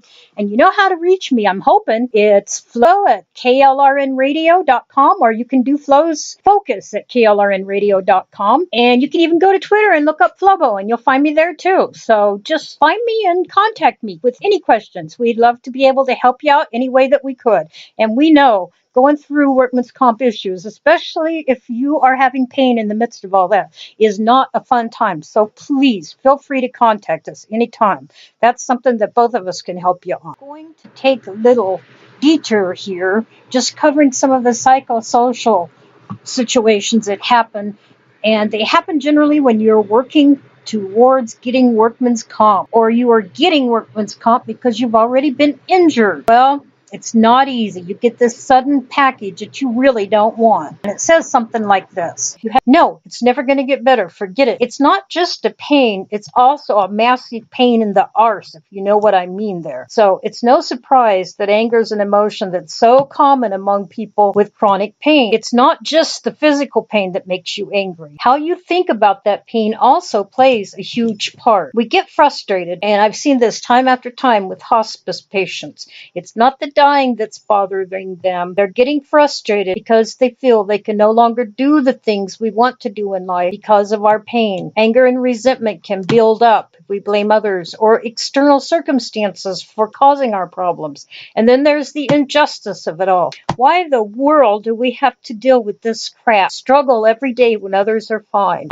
I'm sure you can think of other reasons too. By letting your pain make you angry, you are giving yourself more problems. For example, by becoming angry, you are highly likely to increase that pain. And sadly, your close relationships are likely to suffer. And this is actually really important for your health too, because being in a supportive relationship has been shown to be great for the long-term well-being and quality of life of a person with chronic pain. I mean, we all need support and love, right? And that's especially true when we're in pain. Unfortunately, one of the things that tends to go with this is because we are hurting and we are fighting within ourselves because of the pain, we push those people that we love the most the furthest from us. As the old saying goes, we hurt the ones we love the most. Studies have shown that the more angry a person with chronic pain becomes, the less support they receive from their partner. And this isn't just bad news for us. Also been found partners of angry people with chronic pain felt more sad, anxious, and angry among themselves when they were around their partner. Isn't that sad? The one person that you really want to love and you want to share life with, but because of your anger within yourself, which could be justified at times, no doubt, but still, it pushes them away from you. And not just that, they were also more prone to depression, which is really, really sad when you think about it. It's an issue that we all need to deal with. Angry is not only likely to lead to more physical pain and less support, it's also often damaging to the people you love, which we know is an issue we must deal with. If you want to learn more about why chronic pain causes anger and how it can stop affecting your relationships, I can definitely talk about that, boy. Howdy. The good news, though, is that there are 3 proven psychological methods you can use that can stop this anger before it develops. These are 1, reconstructing how you think about your pain experience. 2, learning to accept the pain you feel rather than fighting against it. I am not saying by any means that you are saying, oh, pain, you're welcome here. No, you're not saying that at all. 3, distracting your attention away from the pain. Don't worry, these aren't complicated. They are simply shifts in thinking that anyone can do. And I'm here to tell you, if you've never taken a class on pain, take one, because truly it will change the way you think. Now, what you need to do, if you really want to overcome these barriers, is put on your reconstruction helmet. Am I kidding? Nope, I'm serious. Listen to this quote and see what you think. This is by Brian Tracy, a motivational speaker. You cannot control what happens to you, but you can control your attitude toward what happens to you. And in that, you will be mastering change rather than allowing it to master you. Don't you feel better when you have your pain under control? And the same thing is true of psychological pain or the need for control of that pain. Putting on your reconstruction helmet is really using cognitive behavioral therapy techniques. And it really isn't scary. It might sound scary, but it really isn't. It's a process of identifying negative thought processes about pain that cause you to become angry and challenging and reconstructing them in a more positive and accurate way. The idea is that emotional and behavioral problems begin in the mind. And anyone who's been pushed over the edge by chronic pain is going to have that package arrive with those negative thoughts, beliefs, and attitudes. It's almost like there's a little monster inside your head that's saying, no, you're not going to get better. Beep, beep, beep, beep, beep.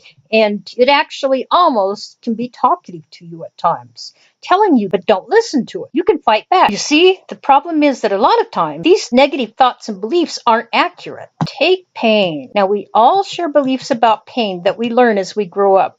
For instance, we learn that feeling pain is a sign of harm that needs addressing. So if you put your hand on a hot stove, what's your brain going to tell you? Move it, hurry. And it definitely tells you there's a problem there. However, this is not the case when your pain becomes chronic. At that point, chronic pain is just there. It's not a sign of immediate danger. It's not a sign of, we have to deal with this right away. But because our brains are so programmed to respond automatically to all pain, urgent, consistent chronic pain signals can lead you to develop an overly negative outlook towards it, such as having horrible thoughts, where you always imagine a worst case scenario for the pain you are feeling, no matter how unlikely this is. Like, I'm never going to get better, and this is only going to get worse. Overgeneralizing when thinking about your pain, which can lead you to not taking care of yourself. For instance, I've tried everything to fix my pain and nothing has worked. So what's the point in trying something else? That something else may be just the thing that will fix your pain, or at least help you control it better. Your pain becoming your sole focus, which leaves you unable to recognize or appreciate the good things in your life. And it's very easy for that to happen because pain can be so overwhelming. And it's not something that you asked for, expected, and wanted by any means. These thoughts, though, regarding pain are all unhealthy and will only result in making you feel angry and helpless. However, they are not a true reflection of your actual chronic pain situation. So, replace these harmful and inaccurate thoughts with positive ones that more accurately describe the situation. By doing this, you'll develop a more positive attitude, which allow you to be able to better manage your chronic pain and gain control over the levels of pain that you feel. It's a good way to reduce anger, and that is really healthy too. And remember, that anger is part of that patch. An analysis of 50 studies covering 1,640 patients with anger issues found that patients treated by using these methods to control pain did better than 76% of untreated patients when it came to reducing their anger levels. And believe me, I know it works because, like I said, I took a class on pain management. And not just pain management. I also did take a class on pain management. I became a pain management advocate. But I took a class regarding pain itself with other individuals who had pain. And I had some excellent teachers in the class, and I learned a whole lot. Both classes, both in the professional class and also in the individual class. So remember, it's worth giving a try. So what you're going to want to do is when that monster starts talking, listen, but don't listen believing. But what you want to do is identify those negative thoughts, beliefs, and attitudes, because that monster is telling you what your thoughts, beliefs, and attitudes are that you hold about your pain. Then challenge those thoughts using evidence and logic to see how true they are. If that monster starts telling you your pain's never going to get better, tell it you are a liar because I've already done blah, blah, blah, whatever it is. Maybe you had a stimulator placed and you know at that point in time your pain became better. Okay, there's evidence. Use that evidence and use logic to say, yes, it can get better, even if you haven't had any hardcore evidence yet. Look at other people's evidence and say, yes, it can get better. Use the evidence to reframe these thoughts in a more positive and accurate way. So when you become aware of your negative thoughts and emotions, remember, they can leave you feeling trapped and helpless when it comes to living with your chronic, which is a major cause of anger and frustration. So next time you're angry and you're in pain, try to identify your thought processes. These negative thoughts can be hard to pinpoint, and when they become automatic, you may not even realize they are there. But you need to be aware of them as they happen if you are going to be able to challenge them and reconstruct them in more positive ways. One way some folks do this is to keep a pain diary. For a couple of weeks, note down both your anger and pain levels at 4 set intervals during each day. 4 is a good number because that kind of gives an overall picture of what's happening throughout the course of your day. Alongside each note, also write down what you were doing at the time, what was happening around you, how was your mood, what were you thinking about, and how are you feeling. This is a good way of becoming aware of the thoughts and feelings that may remain invisible to you if you didn't consciously try to observe them. And these are the thoughts that truly, if once they're changed, your anger will also change. So hopefully after a couple of weeks, you will have a list of these thoughts and an idea of the beliefs and attitudes you hold towards pain. Keeping a pain diary also comes with other benefits. It can make you aware of events and situations that may trigger that pain. Write down how you feel. It's a positive way to release that anger and frustration. Remember that. One study found that chronic patients that kept a pain journal over a 9-week period had greater control over their pain and anger levels than those that didn't. So at least it's a good starting point. And once you're aware of those beliefs, then you can look at them and in more detail to see just how accurately they represent your pain situation and challenge those negative thoughts. You can't stop those negative thoughts from occurring, especially those around pain. However, the longer that chronic pain lasts, the longer you are going to need to know what those negative thoughts are and how you can control them, because that's going to be part of controlling your pain issues as well. You can learn to disrupt them by challenging them and choosing a more positive and also accurate way of looking at your pain instead. You don't have to enter into your pain, so to speak, But it's good to be aware of your pain and to be able to perhaps address your pain, if you will. You'd be surprised how often your brain can trick you into thinking things that are simply not true. And because of this, it's so easy to get stuck in ways of thinking that are inaccurate and exaggerated. When your mind starts telling you, it's only going to get worse, it's only going to get worse, say, stop, I know better. And then tell it why you know better. Retrain your mind in how it thinks about pain. You can learn to judge situations more accurately, which will leave you feeling more hopeful and in control rather than angry and frustrated. Negative thoughts need to be challenged by using evidence that disproves them. Therefore, the more knowledge you have about the whole chronic pain experience, the easier it is to challenge them. Knowledge is power here. And the good news is you're already making a start without realizing it. Just by listening about pain and starting to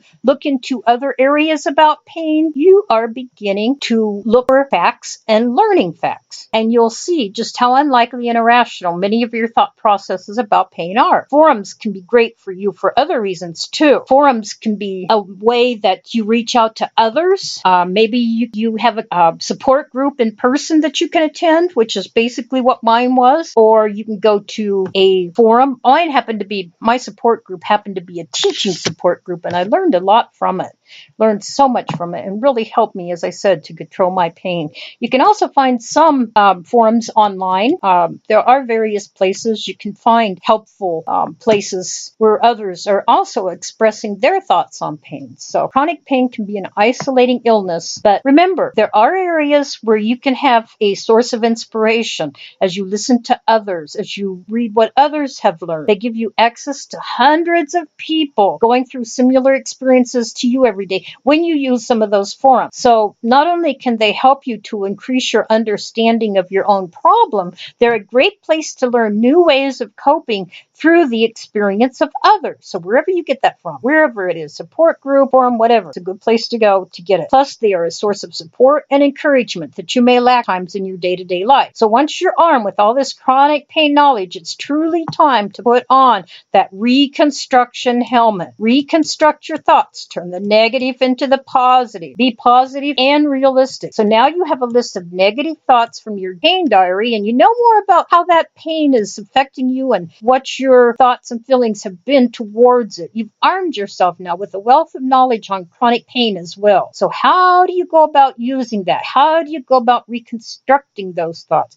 But one way to do this is to go through them one by one and replace them with positive coping state. A coping statement is a more positive, rational way of thinking about pain than the negative thoughts you were having. So for example, let's say you're angry because this pain is so bad, I won't make it through the day. Now, having that thought going over and over in your mind is only going to make you feel worse, angry, and frustrated. But is it true? Well, no, because you know you'll make it through the day. Think of all the times in the past when your pain's been at the same level or worse, and yet you still survived and did what you had to do when it looked like nothing was going to get better. Guess what? It did. So you've looked at this and you can prove that that doesn't stand up to scrutiny. Well, I will make it through the day, by golly, and I will get better. So use this knowledge of past experiences to replace the negative thought with a more positive one. Remember, you can think, I've coped with this level of pain before and it always gets better eventually.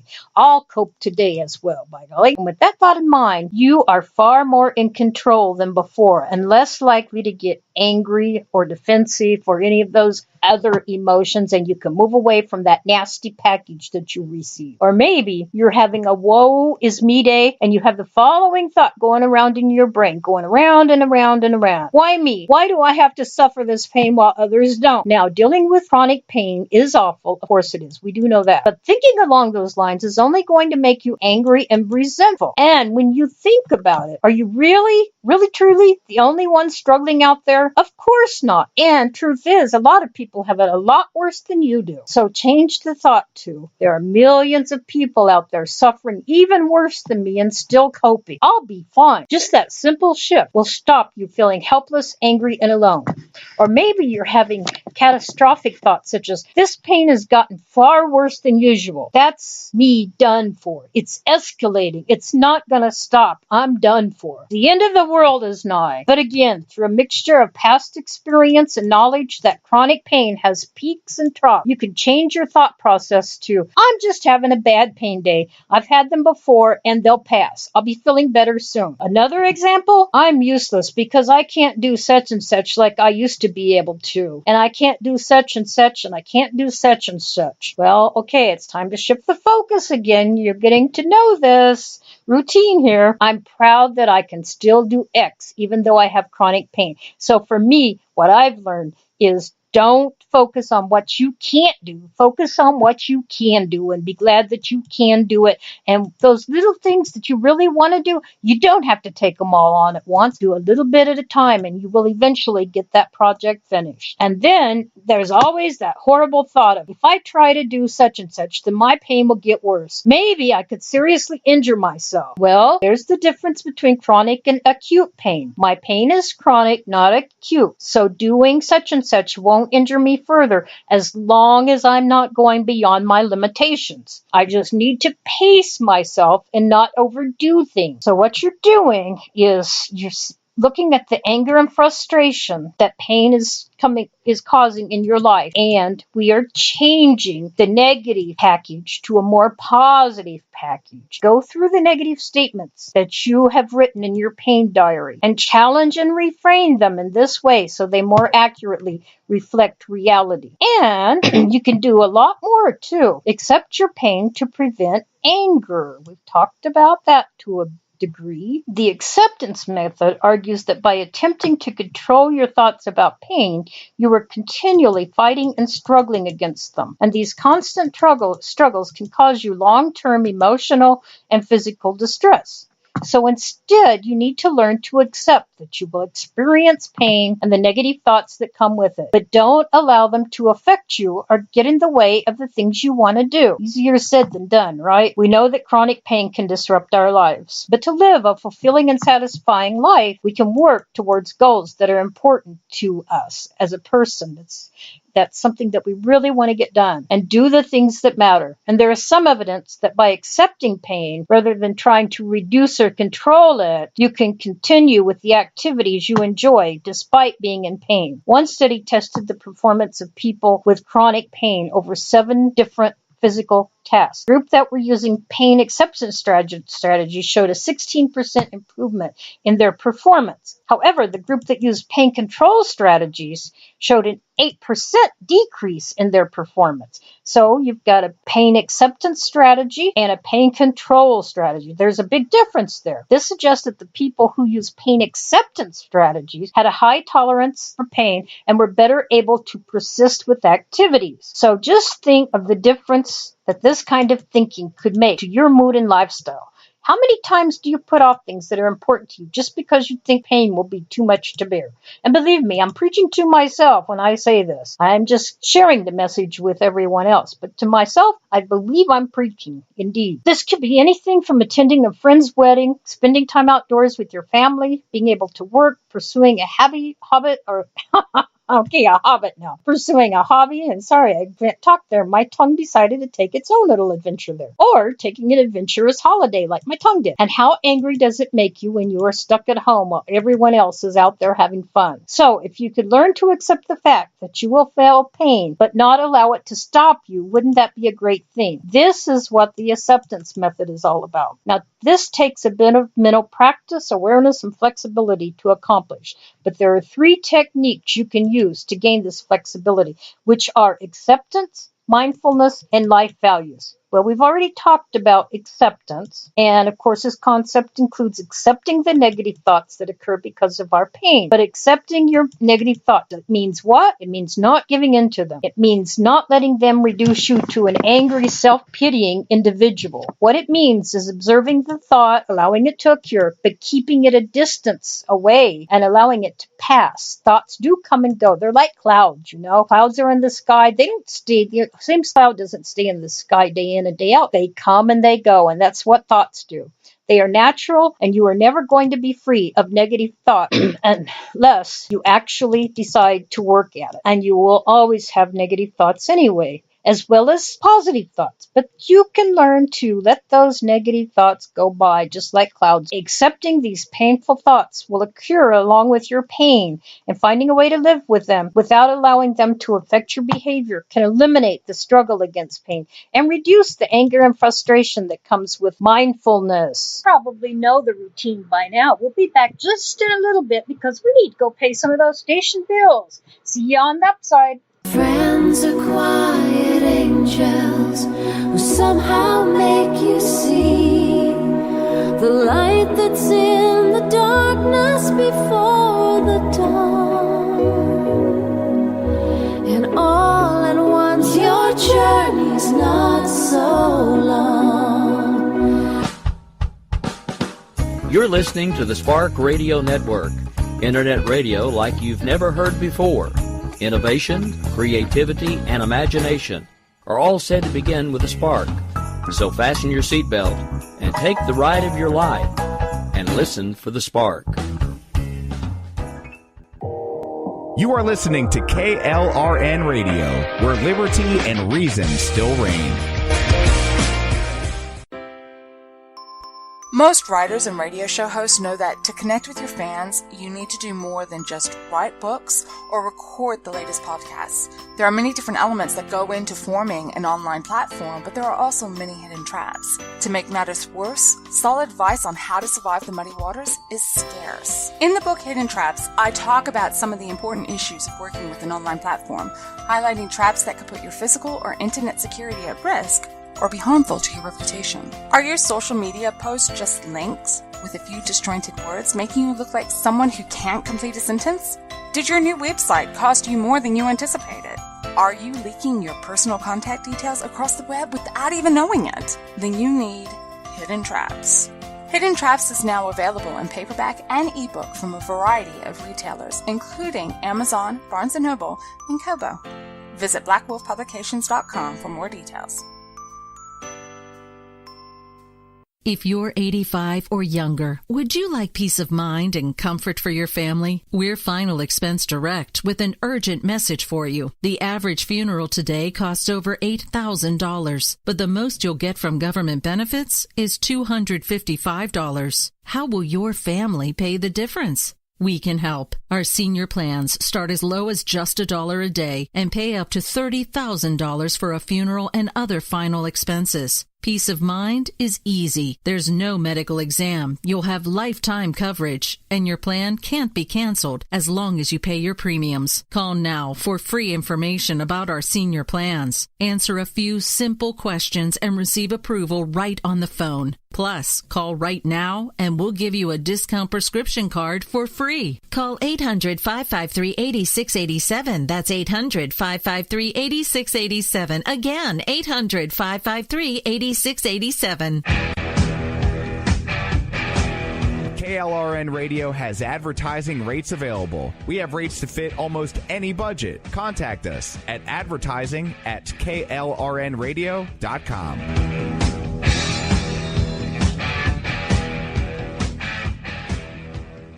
We're back. Did you miss us? Boy, did I ever miss you. Okay, we're on to mindfulness. Mindfulness is the practice of being present in the moment. One good way of standing back and distancing yourself from negative thoughts is through being mindful. It is about being aware of what's happening in every moment, but just allowing it to be without making any judgments on it. This way of thinking allows you to step away from your pain and view it from the outside, rather than allowing it to affect you or become a part of you. This can lead you to having a more balanced relationship with your pain, rather than reacting to it in a negative way, which only causes anger and further pain. The importance of mindfulness to the acceptance method has been shown in many studies. In one study, a group of people with chronic pain that practiced mindfulness were more able to accept their pain than another group that were treated with physiotherapy and medication alone. This suggests that being mindful goes a long way in learning to accept your pain experience. Now, mindfulness is not the easiest thing to learn on your own. However, you can learn it. It takes practice, and you can also find places on computer, if you look up mindfulness, that will help. There's also a book that I can recommend, which is called Living Well with Pain and Illness, Using Mindfulness to Free Yourself from Suffering. I mean, it's by a V as in Victor, but it's not Victor. It's something else. It's got a long name, long V name for the first name. And the last name is Birch, B-U-R-C-H. And it is a great introduction to meditation for people with chronic pain. I cannot stress meditation enough.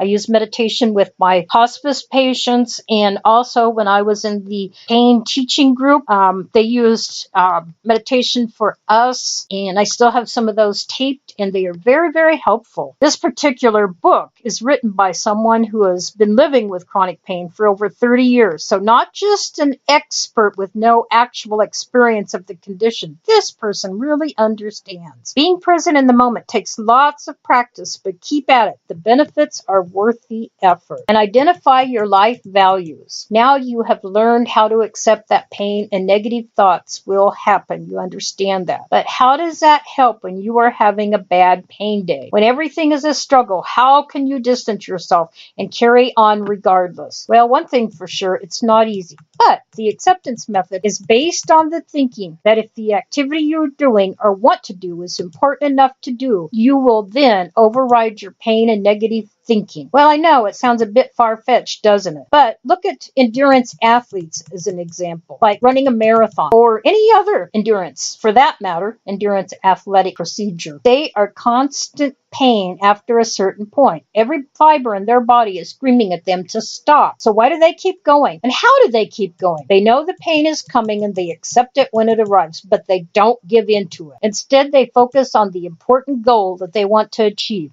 This goal is so important to them. They have trained for months or years to be where they are now with a chance of achieving it. They expect the pain to come. They know it's going to be there. But you know what? The importance of the goal overrides the pain that their body is feeling. They're accepting the pain, but they're not allowing it to be the main focus or to affect their behavior. If for 1 second they give in to the demands of the pain, they are finished. But they keep going. Pain doesn't stop them from doing what they want to do. Now, this is an extreme example, and sometimes you cannot continue to physically go, but you can keep your mind active. You can find everyday activities where you can become similarly motivated. To do this, you will need to work out what's really important for you and define your life goals. For example, ask yourself, what do you want to achieve in life? Who do you want to become? How do you want your life to be in 5, 10, 15 years' time, whatever? By doing this, you can work out a list of your goals that, if achieved, will give your life meaning and purpose. And once these goals are in place, your day-to-day activities can be viewed as helping you to stay on course to achieving them. This will help you to accept and tolerate the pain when you are attempting an everyday activity, as you will be working towards something much greater. If a life goal is to be active and fun as a grandparent, then an afternoon in the park with the grandchildren will be easier to handle than if you think of it only in terms of how much pain you feel on that day. Or if you want to master a second language so you can retire abroad, you can take on and handle the extra hours and commute to that Spanish class rather than canceling due to feeling in more pain afterwards. And there are also general life skills. Having long-term goals will make it easier to accept your pain and conduct your day-to-day activity. By doing this, you're also focusing on the opportunities in everyday situations rather than feeling negative and self-pitying. And this will help you to stay more active, positive, and in control of your life. And finally, distract yourself from pain. Another technique you can try to lower pain and anger is divert your attention away from it. Immerse yourself in another activity instead. Maybe music helps you. It helps you feel no pain. Then by all means, play music. Bob Marley said one good thing about music: when it hits you, feel no pain. So if Bob Marley music does it for you, or whatever music does it for you, listen to the music and let that pain dissipate. We live in a world where our senses are being constantly bombarded. The sights, smells, and noises of life going on around us is overwhelming, and it's more than we can possibly take in. In psychology, it's said that the brain has a limited capacity processor. Just like a computer, it only has so much space for saving things. So it is with the brain. The brain has a limited capacity processor for dealing with the sensory information around us. Therefore, we have to focus our attention on a small part of the world around us to avoid being overloaded with information. And that small part does not have to be the pain issues. You've already dealt with those. This happens both consciously and unconsciously. Our brain will prioritize what it feels is the important information and focus our attention on whatever we believe is the most important, whatever our brain feels is the most important. And when our body feels pain, the brain has a tendency to mark this as important information. That makes sense, right? Because in most cases, feeling pain means trouble of some sort that you need to urgently attend to. But for chronic pain, that's not the case most of the time. So how do you stop these pain signals from taking priority in your brain? One way is by consciously distracting your brain away from the pain by giving it something else to process instead. You need to have a situation where you are using the limited capacity processor in your brain on an activity you enjoy, having no room for the pain signals to get through. In this way, distraction is able to lower the pain levels you feel, and therefore it helps prevent the anger that comes from it. Have you noticed how sometimes you don't notice your pain all that much, but at other times it's all you can think about? Sure, I noticed that my pain tends to temporarily disappear when I'm out socializing with friends. And think about this. So let's say you won a lottery, or let's say your great aunt who you absolutely adore died. Well, okay, which one are you going to feel better at? Of course, you won the lottery. Yay! And that's how it is with pain. Pain can be the absolute death sentence, or it can be the, okay, I'm living with this, but I've got good news here, and I'm going to focus on this good news. And if there's a lot of background noise and or background music, maybe that will help distract you. You know, your pain can become like that background noise rather than the main event. If there's too much going on at the moment for the pain to grab your attention, then you've got it made. If you're busy at work, you can lose that focus on pain. You can lose yourself in your hobbies. I love doing this radio show, and it keeps my mind busy and keeps me distracted. And so you continue, and the distraction really, really helps until you stop. Only later, when you're doing something that is more like maybe you're sitting around home and you're not doing much, and then you suddenly become constantly aware of that nagging pain.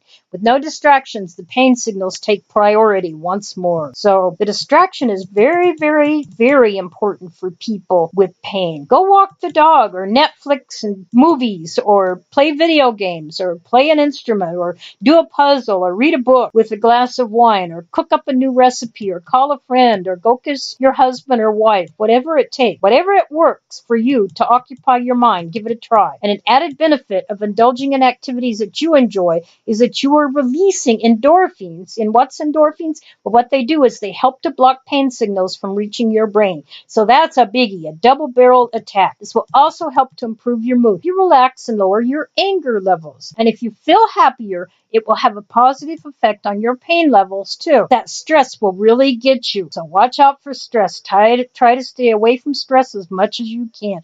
Good news. Keep good news flowing around you. Scientific evidence for the effectiveness of distraction for people with chronic pain is still scarce at present. But people with chronic pain, they know. And one study did show that people with chronic pain who used distraction techniques were able to last longer on an activity that produced pain than those that weren't distracted. So that suggests that distraction meant it took longer for the pain to get through to their consciousness and upset their rhythm.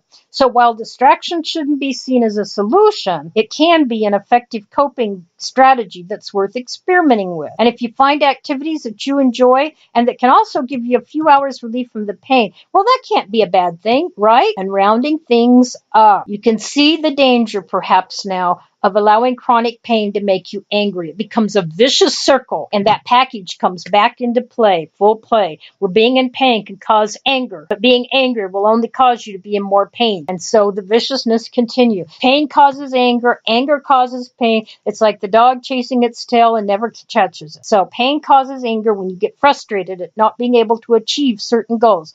Blame the world for your situation and can't shake off the feelings of injustice that your chronic pain experience. Remember, this anger does what? It alienates you from your loved ones, leaving you without a support network that is vital for your well-being. It can also make your loved ones depressed and anxious, those that you want to be helpful to the most. you end up hurting the most. So be aware of that and work with it. It is a problem that needs addressing. Luckily, this can be done by changing how you think about your pain. Negative thoughts, beliefs, and attitudes to pain can become automatic and hard to change. Just to remember the techniques that we just talked about. And actually, knowing those techniques will help you, because when you go through workman comp issues, they can be so complicated and so detailed that you are not going to want pain trying to take over your whole being.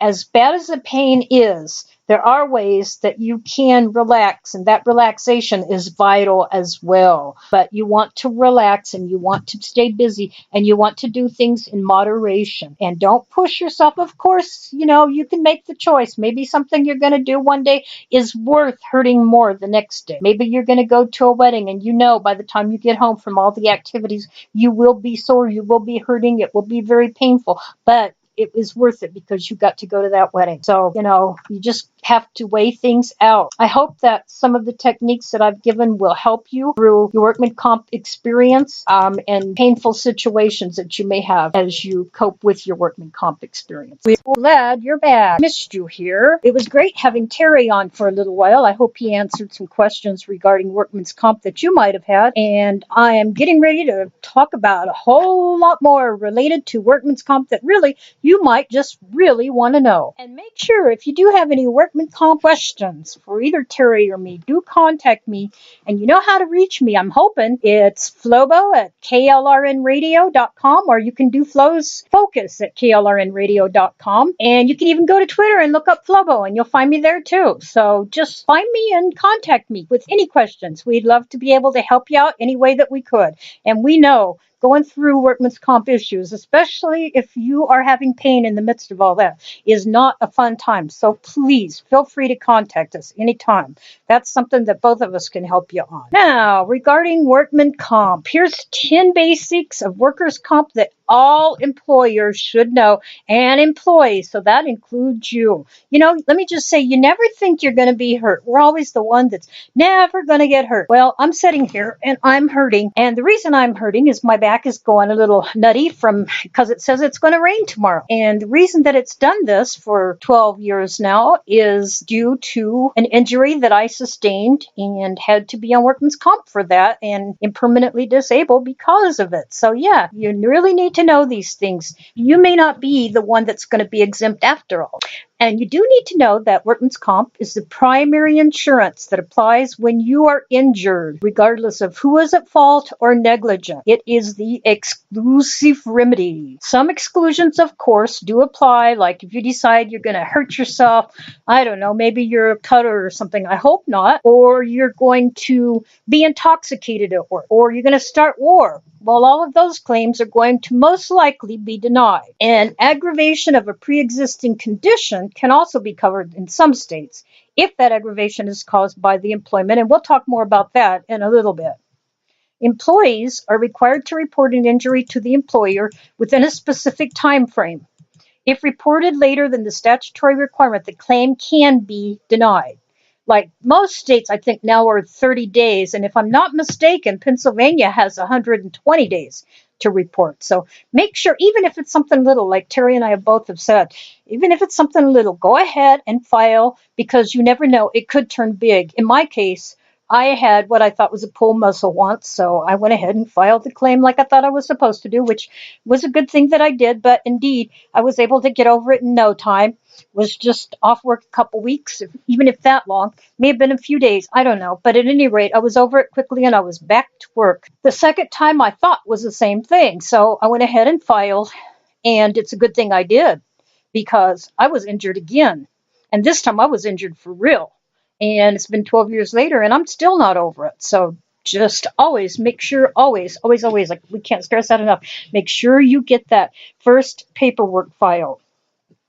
Aside from emergency response teams, volunteers are generally not considered employees and therefore not covered by work comp insurance. Now, we're going to cover this one later, too. And I have different feelings on this particular issue than Terry does. We're human, so okay. Illegal aliens and minors can sometimes get workman's comp. A waiting period applies for wage loss benefit. If an employer can return the employee to work before the waiting period expires, usually 7 days, there's no wage loss benefit due the employee. A claims cost savings to the employer indeed.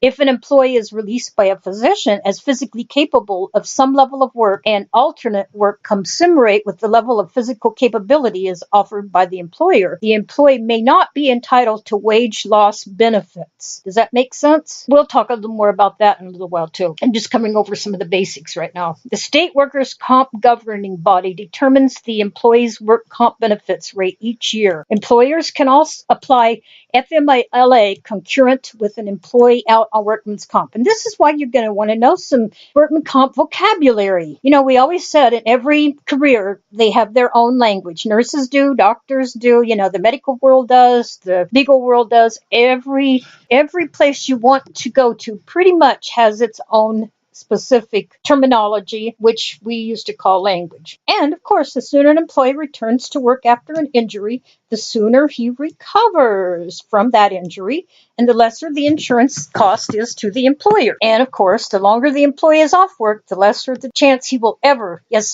return to work and get off workers' comp. And clearly, the higher the worker comp insurance cost to the employer. So what does workman comp cover? Well, it covers basic benefits.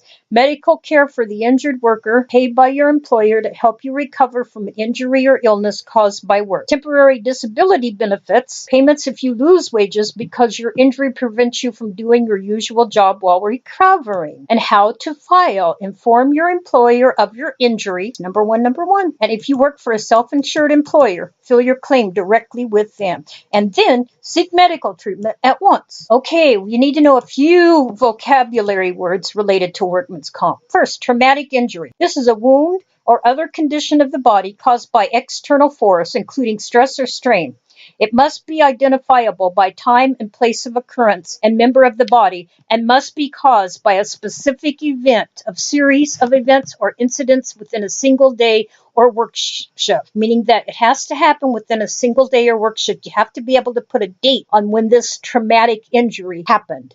And a wound or other condition of the body that was caused by external force, which does include stress or strain, by the way. You can have that as your traumatic injury. Okay, occupational disease. A condition produced in the work environment over a period longer than one work day or shift may result from systemic infection, repeated stress or strain, exposure to toxins, poisons, or fumes, or other continuing conditions of the work environment. And then you have performance of duty. Coverage includes injuries that occur while on agency premises during work hours, while on the premises for a reasonable length of time before or after working hours, in agency parking facilities, on official travel, or engaged in formal or agency-sanctioned recreation. Other circumstances may be considered. Traumatic injury. As soon as a traumatic injury happens, report it to OMS, and they will triage the injury, make decisions as to severity, preliminary diagnosis, and immediate care. Another word you will hear a lot in regard to workman's comp is cumulative injury. Cumulative injury is somewhat self-explanatory.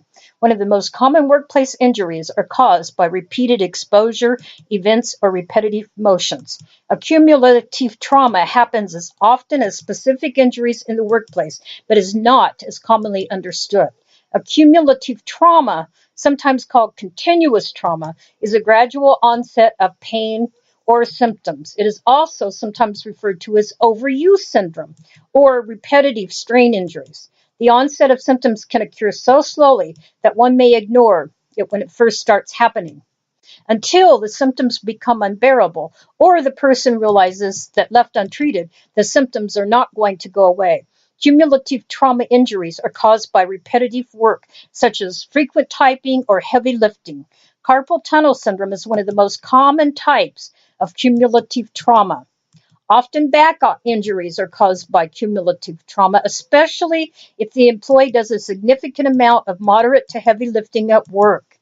They are, however, called cumulative injuries and can refer to repetitive stress injuries, cumulative trauma disorders, and repeated motion injuries. So repetitive stress injuries are RSIs, cumulative trauma disorders, or CTDs, and Repeated motion injuries are RMIs. Okay, back injuries and carpal tunnel, as we've said, are two of the most common. Well, we know that now. Workers' comp should provide payment for medications, medical care, rehabilitative exercise, and a modified work schedule if needed. Unfortunately, if the cumulative injury persists and you do not get the treatment you need, a cumulative injury could eventually lead to a lifelong physical disability.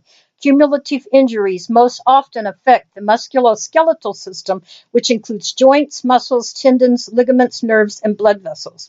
Cumulative injuries occur most often when a worker is engaged in activities which include repetitive motions, forceful exertion such as pushing, lifting, gripping, and pulling, or using certain tools with rigid edges or vibration.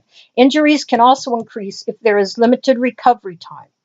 The workers' compensation systems of several states have been expanded in recent years to include injuries and diseases caused by cumulative injury and occupational stress.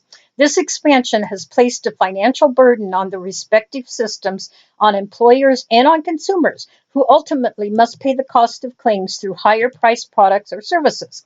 This expansion may not be justified from a social perspective.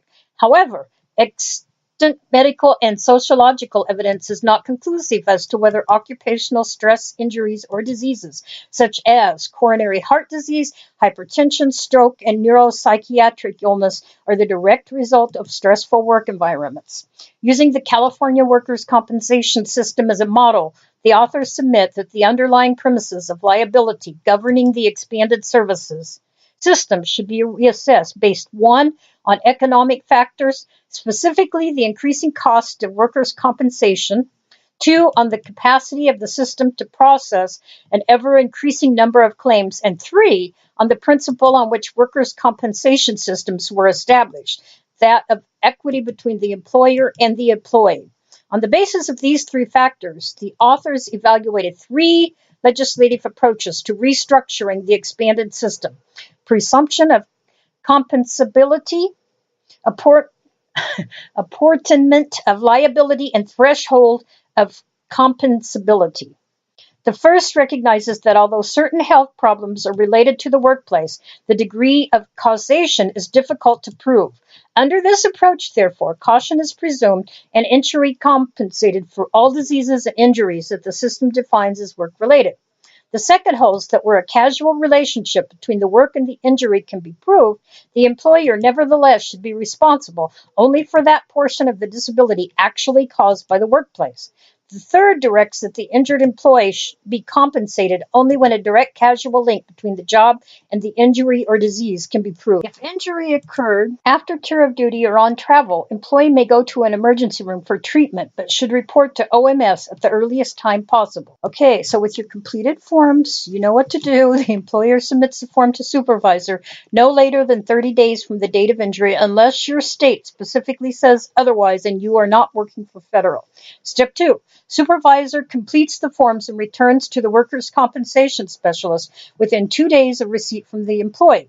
Step 3, the specialist processes the forms and notifies employee or supervisor of next steps. Development of an occupational disease. So you report the occupational disease to OMS. The workers' compensation specialist will provide the employee and supervisor with appropriate forms and directions on what to do. One other very important word that is often related to workman comp cases that almost every individual becomes acquainted with is pain, P-A-I-N. When workman's comp issues are front and central, pain is often present. It is frequently felt as a raw agony. This pain never relents for many individuals who have entered the world of workman's comp. They must literally learn to live in an entirely different way than they did prior to the pain. We know that to feel pain, one only need to be injured. To understand why pain exists is a very interesting but very involved subject that would require another radio show focus. For summary, in advocating for people in pain, the following may be most helpful.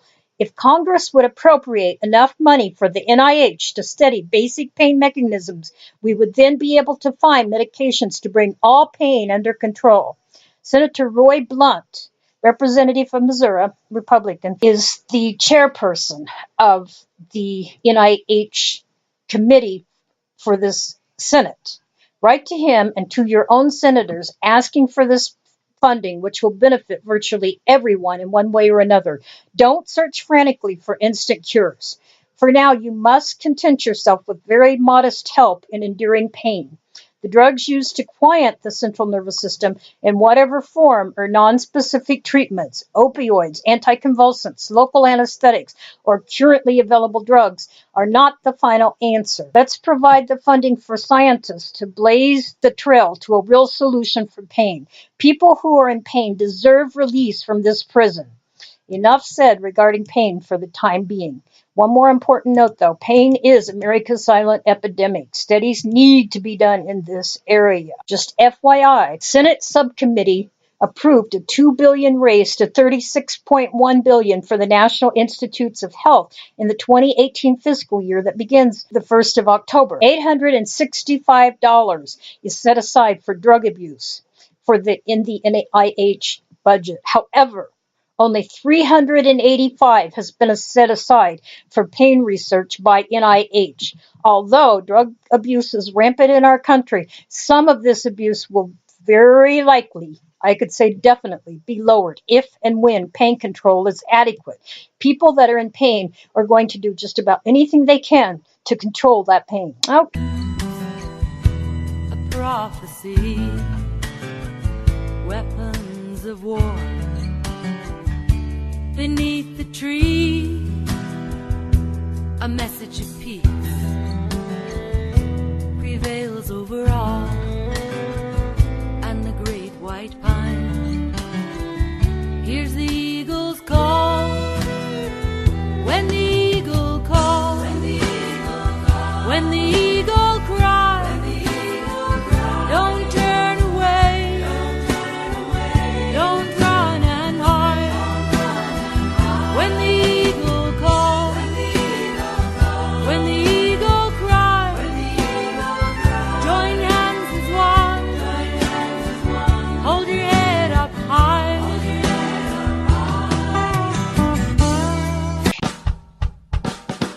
You're listening to the Spark Radio Network, internet radio like you've never heard before. Innovation, creativity, and imagination are all said to begin with a spark. So fasten your seatbelt and take the ride of your life and listen for the spark. You are listening to KLRN Radio, where liberty and reason still reign. Most writers and radio show hosts know that to connect with your fans, you need to do more than just write books or record the latest podcasts. There are many different elements that go into forming an online platform, but there are also many hidden traps. To make matters worse, solid advice on how to survive the muddy waters is scarce. In the book Hidden Traps, I talk about some of the important issues of working with an online platform, highlighting traps that could put your physical or internet security at risk or be harmful to your reputation. Are your social media posts just links with a few disjointed words, making you look like someone who can't complete a sentence? Did your new website cost you more than you anticipated? Are you leaking your personal contact details across the web without even knowing it? Then you need Hidden Traps. Hidden Traps is now available in paperback and ebook from a variety of retailers, including Amazon, Barnes & Noble, and Kobo. Visit blackwolfpublications.com for more details. If you're 85 or younger, would you like peace of mind and comfort for your family? We're Final Expense Direct with an urgent message for you. The average funeral today costs over $8,000, but the most you'll get from government benefits is $255. How will your family pay the difference? We can help. Our senior plans start as low as just $1 a day and pay up to $30,000 for a funeral and other final expenses. Peace of mind is easy. There's no medical exam. You'll have lifetime coverage, and your plan can't be canceled as long as you pay your premiums. Call now for free information about our senior plans. Answer a few simple questions and receive approval right on the phone. Plus, call right now and we'll give you a discount prescription card for free. Call 800-553-8687. That's 800-553-8687. Again, 800-553-8687. KLRN Radio has advertising rates available. We have rates to fit almost any budget. Contact us at advertising@klrnradio.com.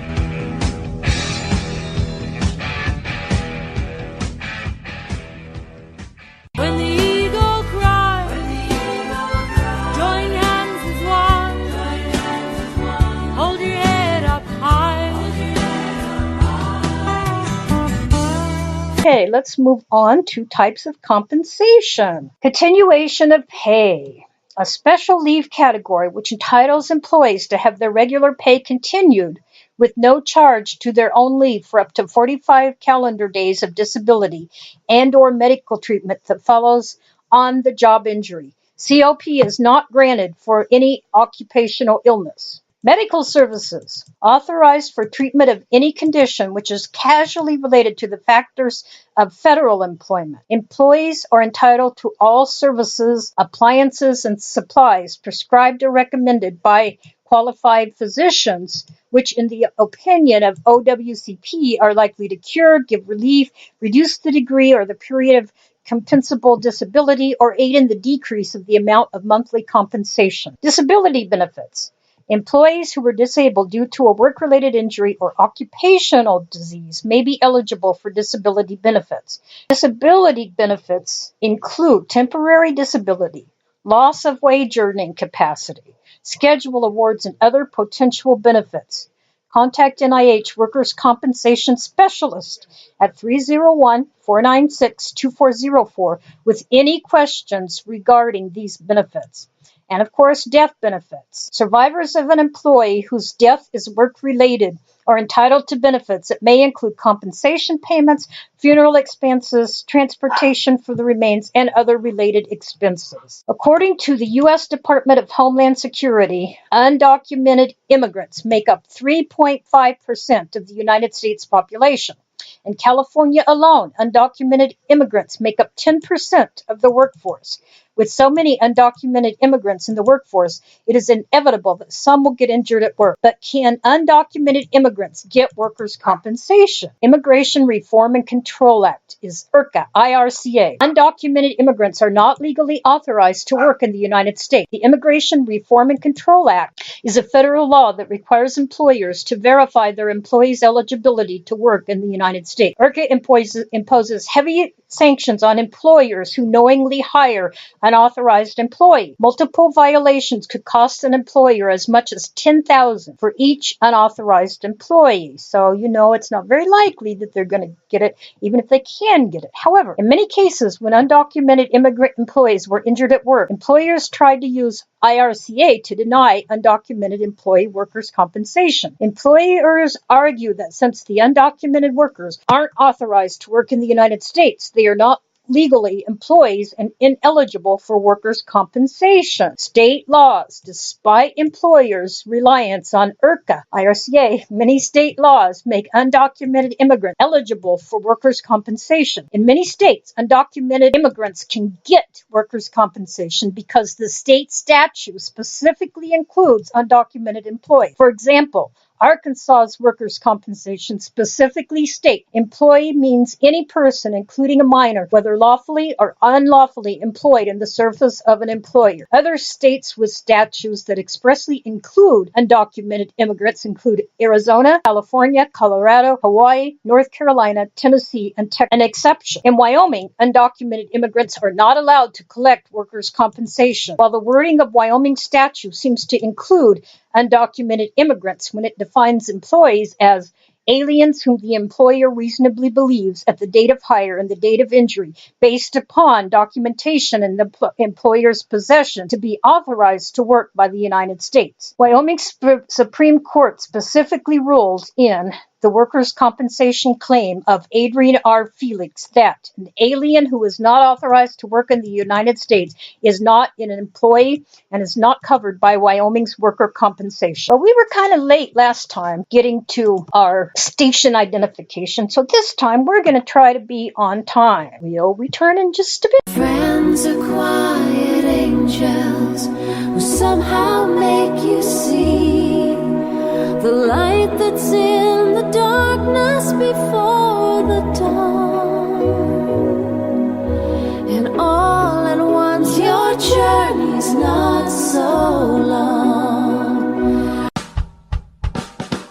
You're listening to the Spark Radio Network, Internet radio like you've never heard before. Innovation, creativity, and imagination are all said to begin with a spark. So fasten your seatbelt and take the ride of your life and listen for the spark. You are listening to KLRN Radio, where liberty and reason still reign. Most writers and radio show hosts know that to connect with your fans, you need to do more than just write books or record the latest podcasts. There are many different elements that go into forming an online platform, but there are also many hidden traps. To make matters worse, solid advice on how to survive the muddy waters is scarce. In the book Hidden Traps, I talk about some of the important issues of working with an online platform, highlighting traps that could put your physical or internet security at risk or be harmful to your reputation. Are your social media posts just links with a few disjointed words, making you look like someone who can't complete a sentence? Did your new website cost you more than you anticipated? Are you leaking your personal contact details across the web without even knowing it? Then you need Hidden Traps. Hidden Traps is now available in paperback and ebook from a variety of retailers, including Amazon, Barnes & Noble, and Kobo. Visit blackwolfpublications.com for more details. If you're 85 or younger, would you like peace of mind and comfort for your family? We're Final Expense Direct with an urgent message for you. The average funeral today costs over $8,000, but the most you'll get from government benefits is $255. How will your family pay the difference? We can help. Our senior plans start as low as just $1 a day and pay up to $30,000 for a funeral and other final expenses. Peace of mind is easy. There's no medical exam. You'll have lifetime coverage, and your plan can't be canceled as long as you pay your premiums. Call now for free information about our senior plans. Answer a few simple questions and receive approval right on the phone. Plus, call right now and we'll give you a discount prescription card for free. Call 800-553-8687. That's 800-553-8687. Again, 800-553-8687. KLRN Radio has advertising rates available. We have rates to fit almost any budget. Contact us at advertising@klrnradio.com.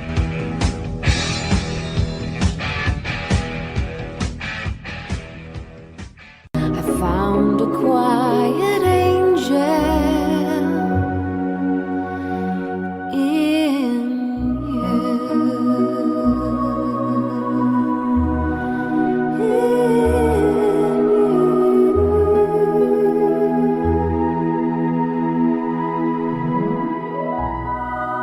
Hopefully, you remember how to contact me. You can find me at flowsvision@klrn.com. You can also find me on Twitter under FlowBo, and you will find me on iHeart and iTunes, and just look up Flow's Vision. You'll see me there. However you want to contact me, contact me. There's a bunch more I'm on too, so check it out, see if I'm there. I sure hope to see you soon. I want to hear from you. Thanks. Back, one and all. So glad you're back. Missed you here. Now, regarding workman comp, here's 10 basics of workers' comp that all employers should know, and employees, so that includes you. You know, let me just say, you never think you're going to be hurt. We're always the one that's never going to get hurt. Well, I'm sitting here and I'm hurting, and the reason I'm hurting is my back is going a little nutty because it says it's going to rain tomorrow. And the reason that it's done this for 12 years now is due to an injury that I sustained and had to be on workman's comp for that, and am permanently disabled because of it. So yeah, you really need to know these things. You may not be the one that's going to be exempt after all. And you do need to know that workman's comp is the primary insurance that applies when you are injured, regardless of who is at fault or negligent. It is the exclusive remedy. Some exclusions, of course, do apply, like if you decide you're going to hurt yourself, I don't know, maybe you're a cutter or something, I hope not, or you're going to be intoxicated at work, or you're going to start war. Well, all of those claims are going to most likely be denied. And aggravation of a pre-existing condition aggravation can also be covered in some states if that aggravation is caused by the employment, and we'll talk more about that in a little bit. Employees are required to report an injury to the employer within a specific time frame. If reported later than the statutory requirement, the claim can be denied. Like most states, I think now are 30 days, and if I'm not mistaken, Pennsylvania has 120 days to report. So make sure, even if it's something little, like Terry and I both have said, even if it's something little, go ahead and file, because you never know, it could turn big. In my case, I had what I thought was a pulled muscle once, so I went ahead and filed the claim like I thought I was supposed to do, which was a good thing that I did, but indeed, I was able to get over it in no time.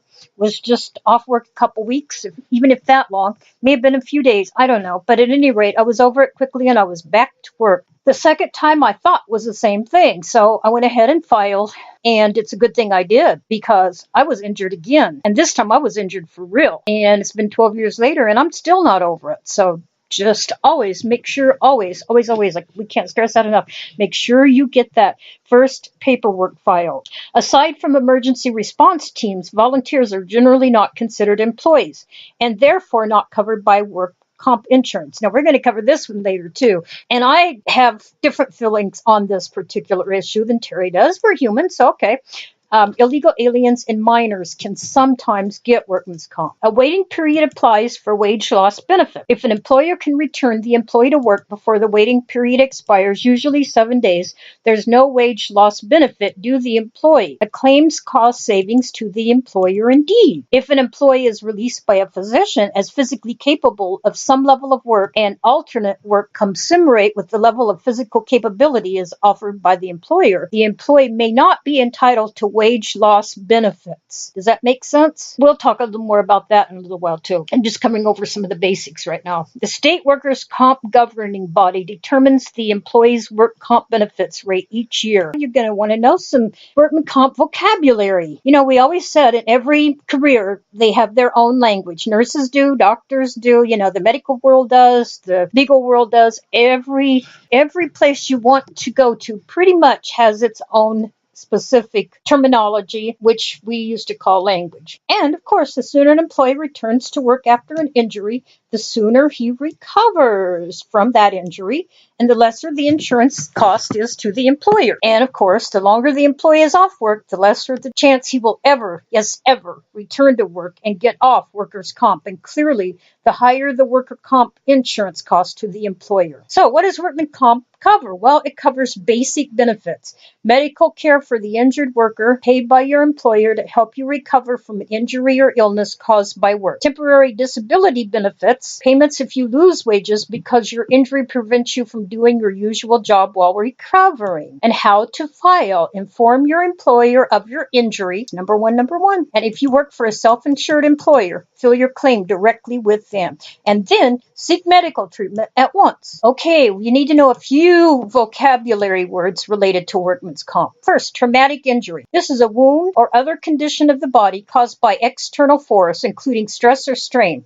It must be identifiable by time and place of occurrence and member of the body, and must be caused by a specific event, of series of events or incidents within a single day or work shift, meaning that it has to happen within a single day or work shift. You have to be able to put a date on when this traumatic injury happened. And a wound or other condition of the body that was caused by external force, which does include stress or strain, by the way. You can have that as your traumatic injury. Okay, occupational disease. A condition produced in the work environment over a period longer than one work day or shift may result from systemic infection, repeated stress or strain, exposure to toxins, poisons, or fumes, or other continuing conditions of the work environment. And then you have performance of duty. Coverage includes injuries that occur while on agency premises during work hours, while on the premises for a reasonable length of time before or after working hours, in agency parking facilities, on official travel, or engaged in formal or agency-sanctioned recreation. Other circumstances may be considered, and they will triage the injury, make decisions as to severity, preliminary diagnosis, and immediate care. Another word you will hear a lot in regard to workman's comp is cumulative injury. Cumulative injury is somewhat self-explanatory.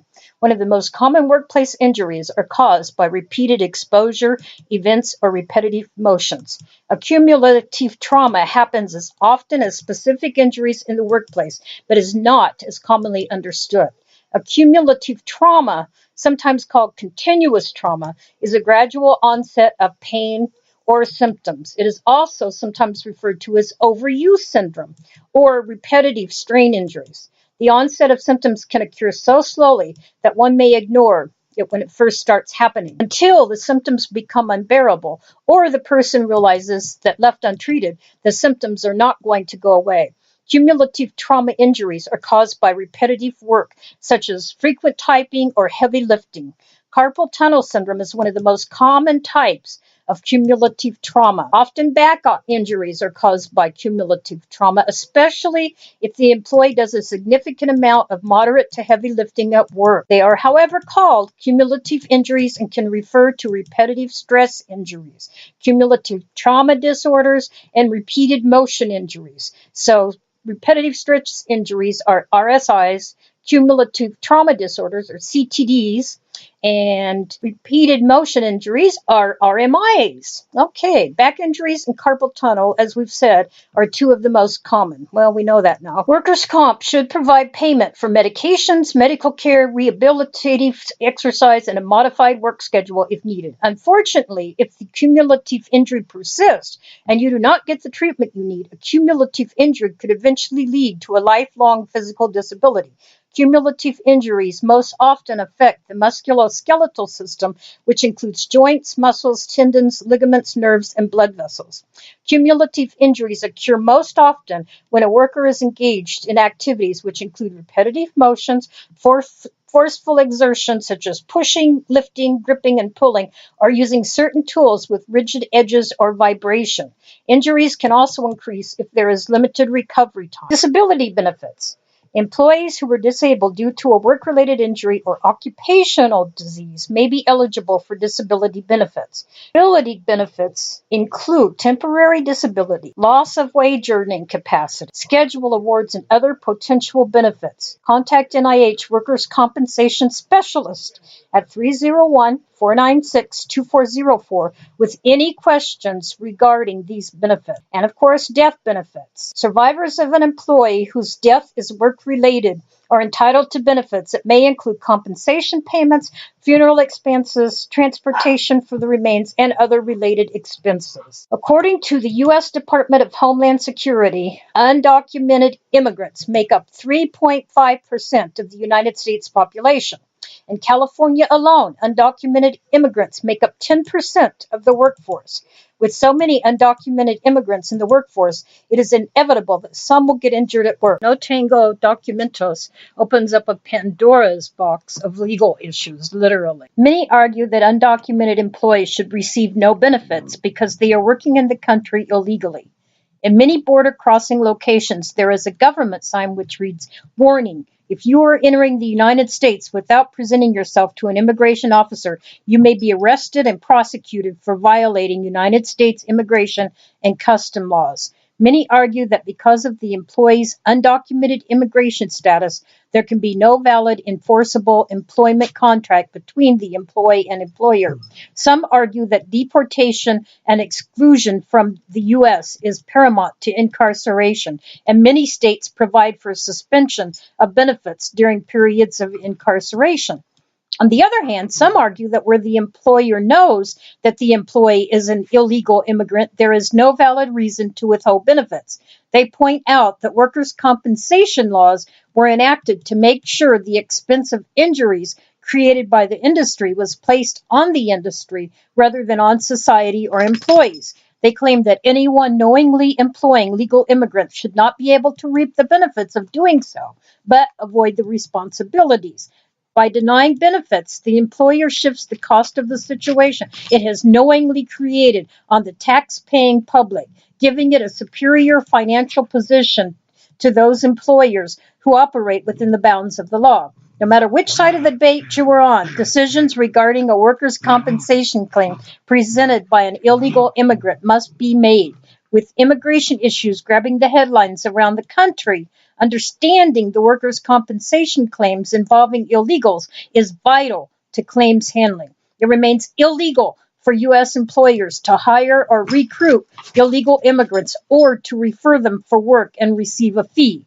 The U.S. Immigration and Naturalization Services and the Immigration Reform and Control Act, IRCA, still make it illegal for employers to knowingly employ undocumented workers. An illegal immigrant is any person who is unlawfully present in this country, which can happen in a number of ways, including entering the country without a visa or valid entry document, overstaying a valid visa, and many others. The Immigration Reform and Control Act is a federal law that requires employers to verify their employees' eligibility to work in the United States. IRCA imposes heavy sanctions on employers who knowingly hire unauthorized employees. Multiple violations could cost an employer as much as $10,000 for each unauthorized employee. However, in many cases, when undocumented immigrant employees were injured at work, employers tried to use IRCA to deny undocumented employee workers' compensation. Employers argue that since the undocumented workers aren't authorized to work in the United States, they are not legally employees and ineligible for workers' compensation. State laws, despite employers' reliance on IRCA, many state laws make undocumented immigrants eligible for workers' compensation. In many states, undocumented immigrants can get workers' compensation because the state statute specifically includes undocumented employees. For example, Arkansas's workers' compensation specifically states employee means any person, including a minor, whether lawfully or unlawfully employed in the service of an employer. Other states with statutes that expressly include undocumented immigrants include Arizona, California, Colorado, Hawaii, North Carolina, Tennessee, and Texas. An exception. In Wyoming, undocumented immigrants are not allowed to collect workers' compensation. While the wording of Wyoming statute seems to include undocumented immigrants when it defines employees as aliens whom the employer reasonably believes at the date of hire and the date of injury, based upon documentation in the employer's possession, to be authorized to work by the United States. Wyoming Supreme Court specifically rules in the workers' compensation claim of Adrian R. Felix that an alien who is not authorized to work in the United States is not an employee and is not covered by Wyoming's worker compensation. Keep smiling, keep shining, knowing you can always count on me. For sure, that's what friends are for good times and bad times. I'll be on your side forevermore. That's what friends are for.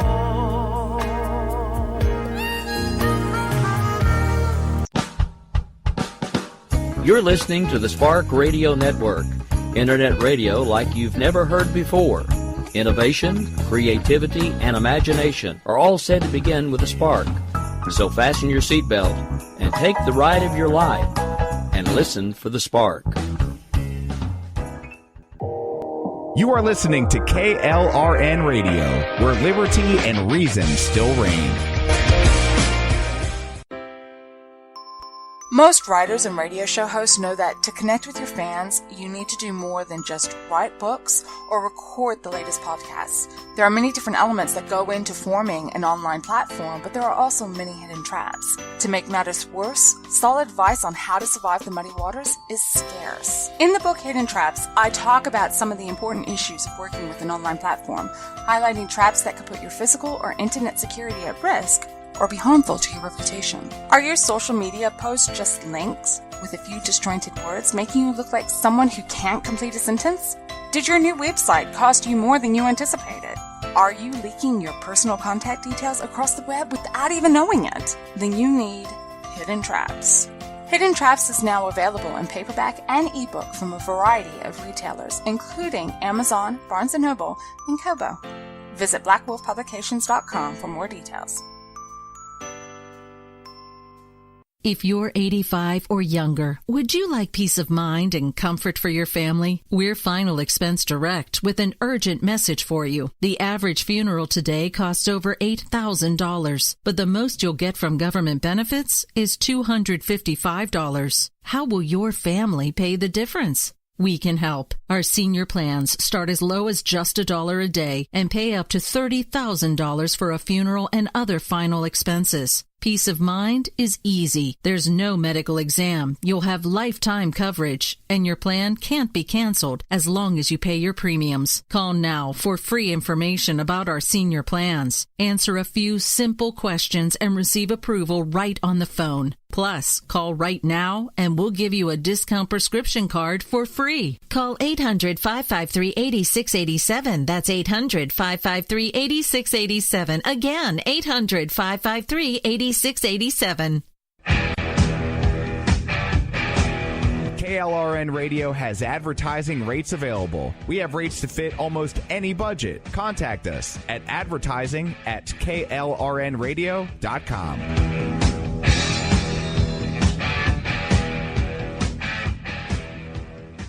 You are my sunshine in stormy weather. You ease my pain. Oh,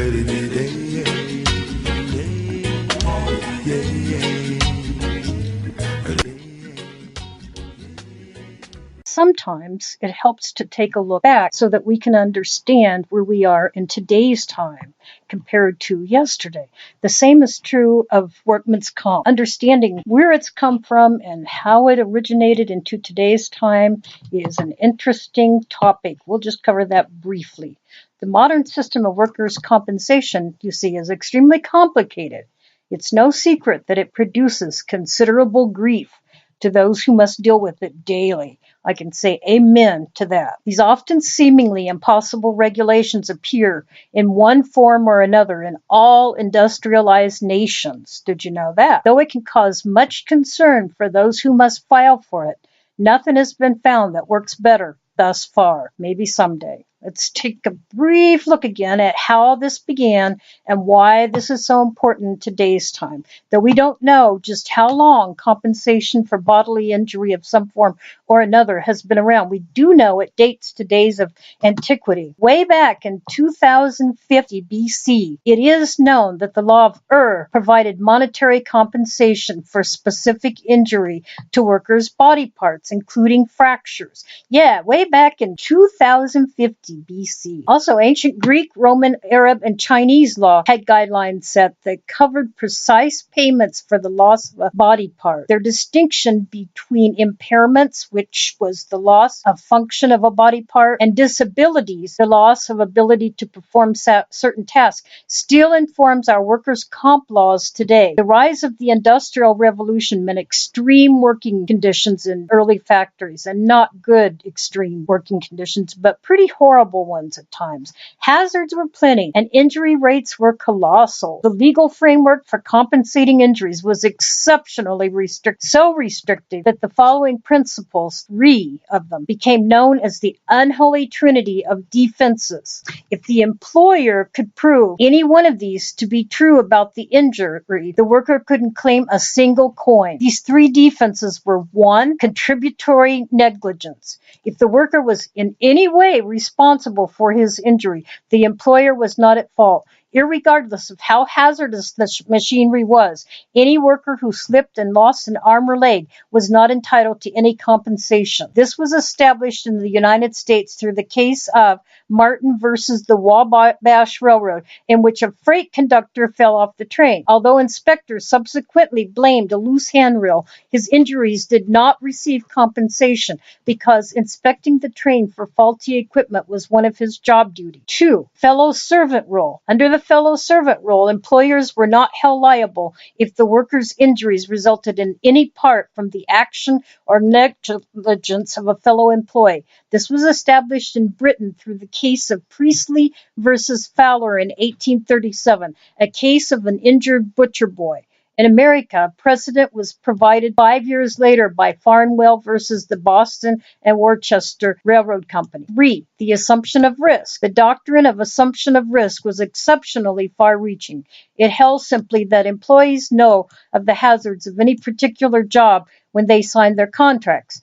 Therefore, by agreeing to work in a position, they assume any inherent risk it carries. Employers were required to provide such safety measures as were considered appropriate in the industry as a whole. In the 19th century, this often left a great deal to be desired. Assumption of risk was often formalized at the beginning of an employee's hiring date. Many industries required contracts in which workers signed away their right to sue for injury. These contracts became known as the workers' right to die or death contracts. It was so uncommon for a working man to win compensation for injury that private organizations such as the English Friendly Societies and German Krankenkassen were formed that offered laborers the option of buying various kinds of disability insurance. Eventually, a better legal system would end these dark days and bring better arrangements for the hurt workers. A system of social insurance known as the Employers' Liability Law of 1871 was started in Prussia,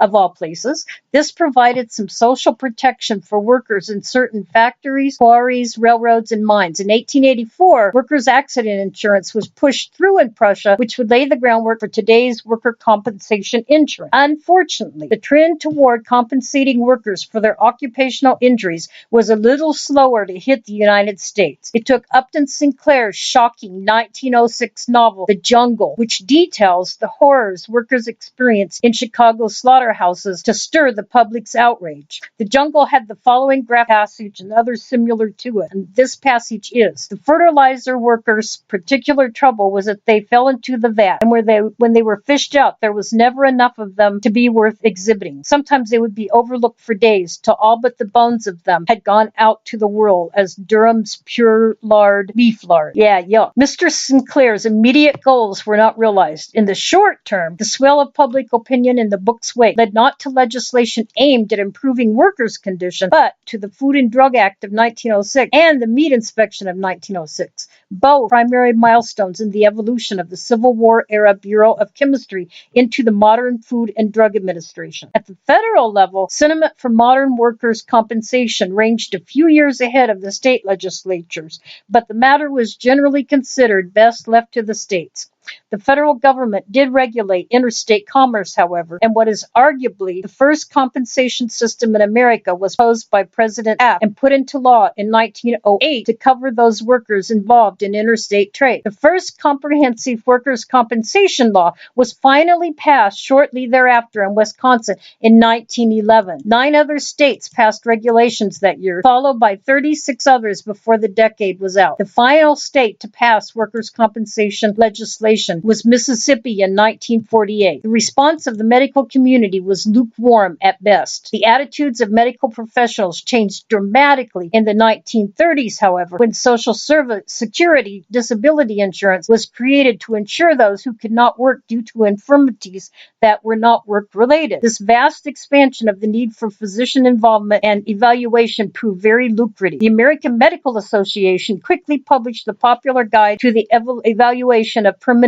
impairment, which has been through multiple editions since. As managed care has come to play a greater role in the healthcare system, many physicians have come to realize that compensation evaluations represent a stable and high-paying source of income. The various workers' compensation statutes in America are all modeled loosely after the original Prussian system. Industrial accidents are accepted as a fact of life, and the system exists to deal with their financial consequences as fast as possible. Most states require employers to carry workers' compensation insurance for their full or part-time employees. As a general rule, claims are handled by state compensation boards, although decisions can be appealed to the state court system. In 5 exceptions, Wyoming, Tennessee, New Mexico, Alabama, and Louisiana, claims are taken directly to the courts, but special state agencies exist to assist the processing of claims. The definition of compensable injury has gradually evolved over the years. Although it was once interpreted to mean a sudden industrial accident. In recent years, most states have added language to include occasional exposures and overuse syndromes, such as the conditions we talked about earlier due to constant use, repetitive injuries. In general, compensation is paid both in the form of wage replacement, usually at about 2/3 salary for the period of total disability, and in the form of lump sum payments for any residual permanent partial disability. Employers must also pay for the worker's medical and rehabilitation costs. Many employers quite aggressively pursue rehabilitation and pay for services such as work hardening programs that are not required by the letter of the law. They have found these to be highly cost-effective given the fact that the outcome if the worker fails to return to work to be permanent total disability payments for life. One special case that most states have now come to recognize is that of the second injury. In Oklahoma in the 1920s, a one-eyed worker lost his remaining eye in an industrial accident. His employer was forced by the compensation board to pay not for the loss of a single eye, but for total permanent disability given the patient's blindness. Immediately, virtually all the one-eyed, one-armed, and one-legged workers in the state were deemed by their employers to represent unnecessary risk and were fired. To solve this dilemma, most states have created second injury funds run by the government, which all the private insurers pay into. These are used to make up the difference when a second injury proves incapacitating only because of a prior injury to another body part. Although their cost is relatively minimal and they initially appear to be a minor detail, second injury funds are absolutely critical in maintaining the employability of amputees. The basic structure of the American workers' compensation system has remained unchanged throughout the century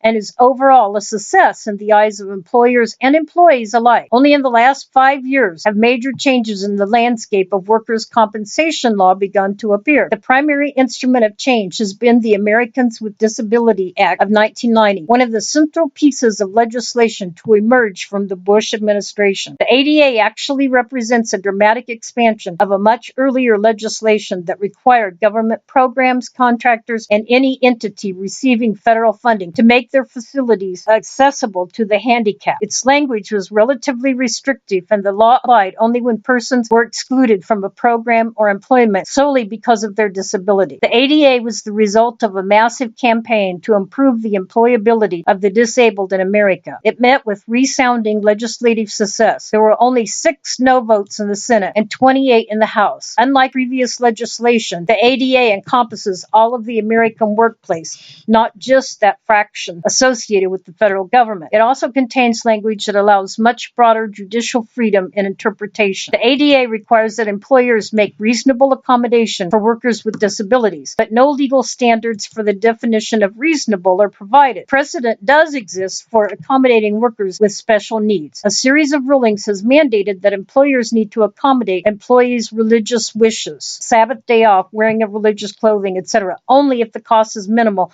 and the accommodation would not significantly disrupt the central business enterprise. Some state disability laws place specific monetary cap on the amount employers could be required to spend to accommodate individual workers. By avoiding this kind of more specific language, many employers fear the ADA has created an environment in which the cost of employing disabled workers are highly unpredictable. The new law is fuzzy, too, in its definition of disability. Traditional government policy toward the disabled focused on 3 groups: the legally blind, the deaf, and the absolute wheelchair-bound. The statistic that 1 in 6 Americans, approximately 43 million, are disabled requires the inclusion of a large number of less immobilizing physical impairments and mental disabilities. Indeed, mental illness alone creates significant confusion. The DSM, as first published, contained just over 100 disorders. It now contains 3 times that number. For the employer, simply knowing whether or not a potential employee has a disability is often difficult. The ADA severely restricts employers' access to prior medical records before an offer of employment is made. Incidentally, these provisions have been successfully used by physicians to prevent state medical boards and hospitals from obtaining records indicating prior drug or alcohol addiction. The most commonly cited disability in employment-related suits filed under the ADA is back pain, 19% of the total, followed by compressive neuropathy and similar neurologic disorders, 12%, and mental illness, 12%. Only 8% of complaints have come from the wheelchair-bound and 3% from the deaf or blind. In one celebrated Texas case, a worker for the Santa Fe Railroad was awarded a $305,000 chosen workers' compensation settlement for permanent total disability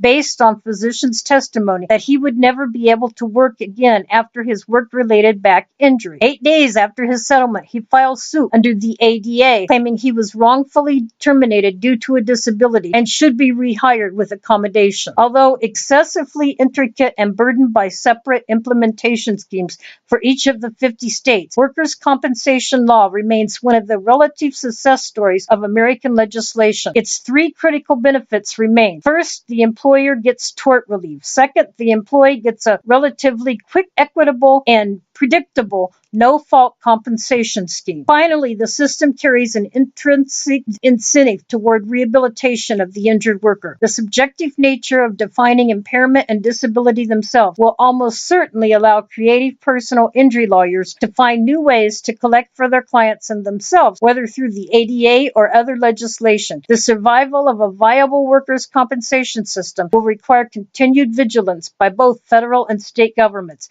And now you know the rest of the story of the continuing saga of workman's comp in America.